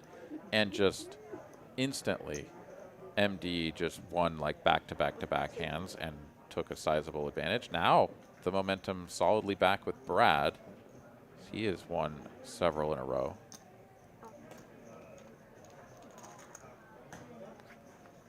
taking another raised flop.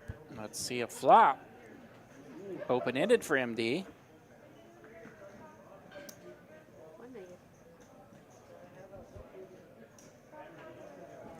But Brad is going to lead out here. Leads Curious. out.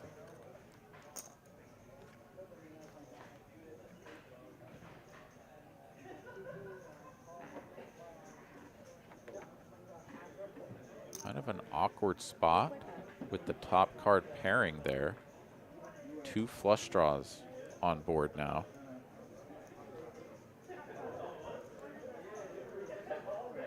I mean, if you're MD, you've got to look at this and kind of be like, well, I think a straight is still good if it hits. And if he's just like betting a 2 or a 3 somehow, I've probably got live cards to pair as well, but just chucks it into the muck, even for the relatively small bet there on the turn.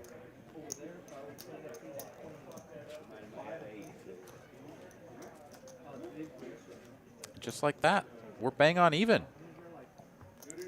Dead money even, 18 million a piece. Let's go. Nice job of Brad climbing back, still focused up. Now he's got the button and a suited ace deuce. And RJ, maybe this is a question you can answer. Kevin asking, does Mitch still do commentary? I'm not sure I'm familiar with. Mitch has stepped away. He was doing the Saturday night final tables of the big one.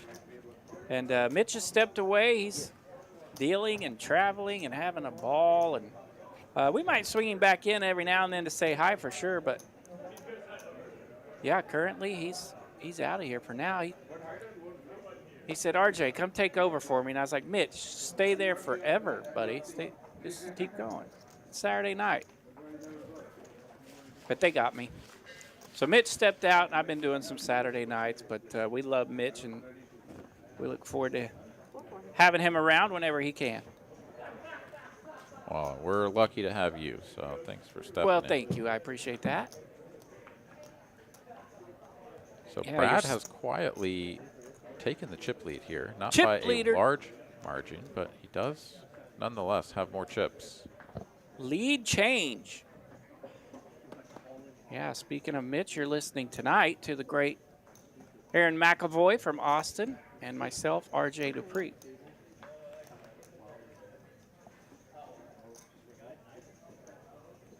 And I'm itching for a big showdown here, and we just might be getting it as Let's go. MD is like, I don't like not having the chip lead, so I'm getting after it.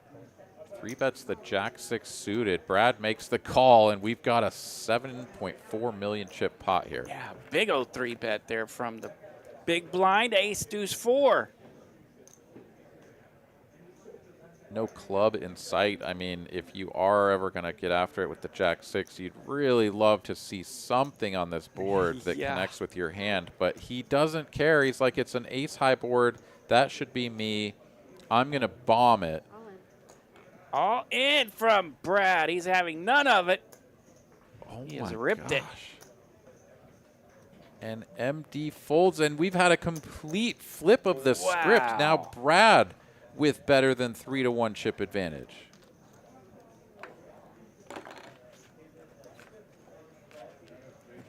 Yeah. The frequency and the range of the 3-bets from the big blind starting to pick up here now that we've seen a couple. And the Jack-6 of clubs just goes whiff city there. And what a huge pot there for Brad.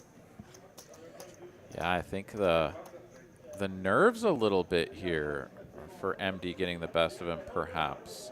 I mean, it's not a terrible spot to, you know, see an ace-high board and just like blast your opponent out of there if they have some sort of middling pair and are prone to folding. But yeah, just Jack-6, big bet. Yeah, continue staying with that big, large like, sizing. Yeah, That really. large sizing kind of bit him on that one. But he's got top 2 on the next one. Yeah, tough for his opponent to have anything, of course, and he doesn't. But now it's MD's turn to swim upstream. Let's see if he can make it happen.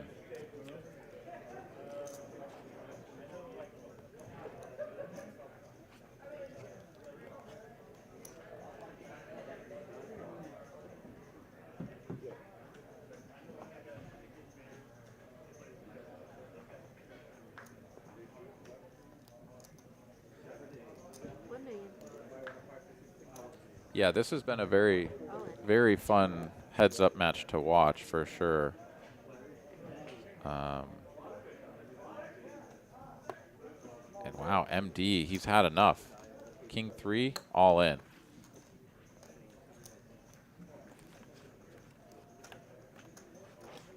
And if this kind of play continues, I mean, we could see just sort of a big confrontation come in out of nowhere. I mean, let's think about this, right? Like MD, even with the blinds at 200, 400, which is, you know, substantial, he's got 25 plus big blinds, right? So plenty of maneuverability if he were to choose to sort of play, you know, a lot of post. But if he keeps going with these really large sizes, I mean, we kind of get to these stack to pot ratios of 1 or 2, and it's just like, well, I guess we're all in now.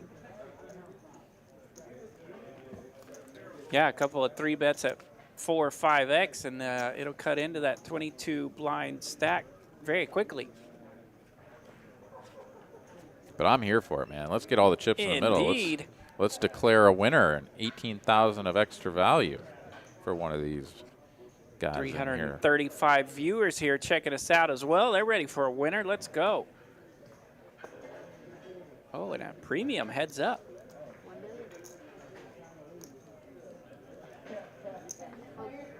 Brad's got ace king suited. He'll bump it up. MD didn't stuff it this time. The king 3. Oh, yes. We got a king on the flop. Goodness. Hello. Yeah, this could be has the spade. This could be the big confrontation that we were waiting for. Right now, Brad with the best of it. And ships it. Just jams it all in here. MD makes the call. Confrontation indeed. Both players have top pair. MD's at risk here with the 6 kicker taking on Big Slick. Spade here on the turn. Queen. Wow. It's over. It Just is. like that was a massive turn card. MD picking up so much additional equity and chances to catch up, but Brad holds on the run out. What a wild turn of events here in the last 5 or 6 hands. Brad turns MD's heater around, and now Brad is the champion. And just an incredible show here from Brad, turning things around, foot on the gas, just takes it from a pretty sizable disadvantage to an overwhelming just run up from 4 to 1 down, back to even, then takes the chip lead, and boom, a few hands later, we're done. Amazing. Amazing job by Brad, and he will get the trophy and the championship and a hefty prize to boot. Yeah, absolutely. So let's remind ourselves what these gentlemen were playing for as we shout out MD for finishing second place, $32,450, and Brad, the lion's share of the prize pool, nearly $300K in there. He's taken home $50,270 of it. Amazing. Amazing. And what a sweet run for MD, finishing second place tonight. But let's not forget what a heck of a run he had, eliminating 7 players at the final table. So that is pretty impressive, and he will conclude with a second place finish. But Brad, the big winner tonight, Big Slick, takes out King 6. He's got the beautiful trophy brought out to him from Texas Card House. Absolutely. And so we're going to go ahead and get Brad his picture taken with the chips, the winning hand. He also gets a cool little card protector and, of course, the trophy. The money he'll get taken care of off the screen. But, yeah, what a way to finish there, huh? Indeed. Well, thank you guys all so much for thank you guys all so much for tuning in here on Texas Card House. Apologize there for the noise and our white noise friends are back. Yeah, it's the microphones being disconnected. Anyways, that's going to be it for us here on TCH Live. For myself, for the staff, and everybody at Texas Card House, I want to thank everyone so much for hanging out with us. We'll see you again for some upcoming final tables and live cash game streams here on Texas Card House, TCH Live on YouTube and all of our other streaming platforms. I'm Aaron McAvoy. That's RJ Dupree. We're out of here. Good night, everybody. Good night, TCH.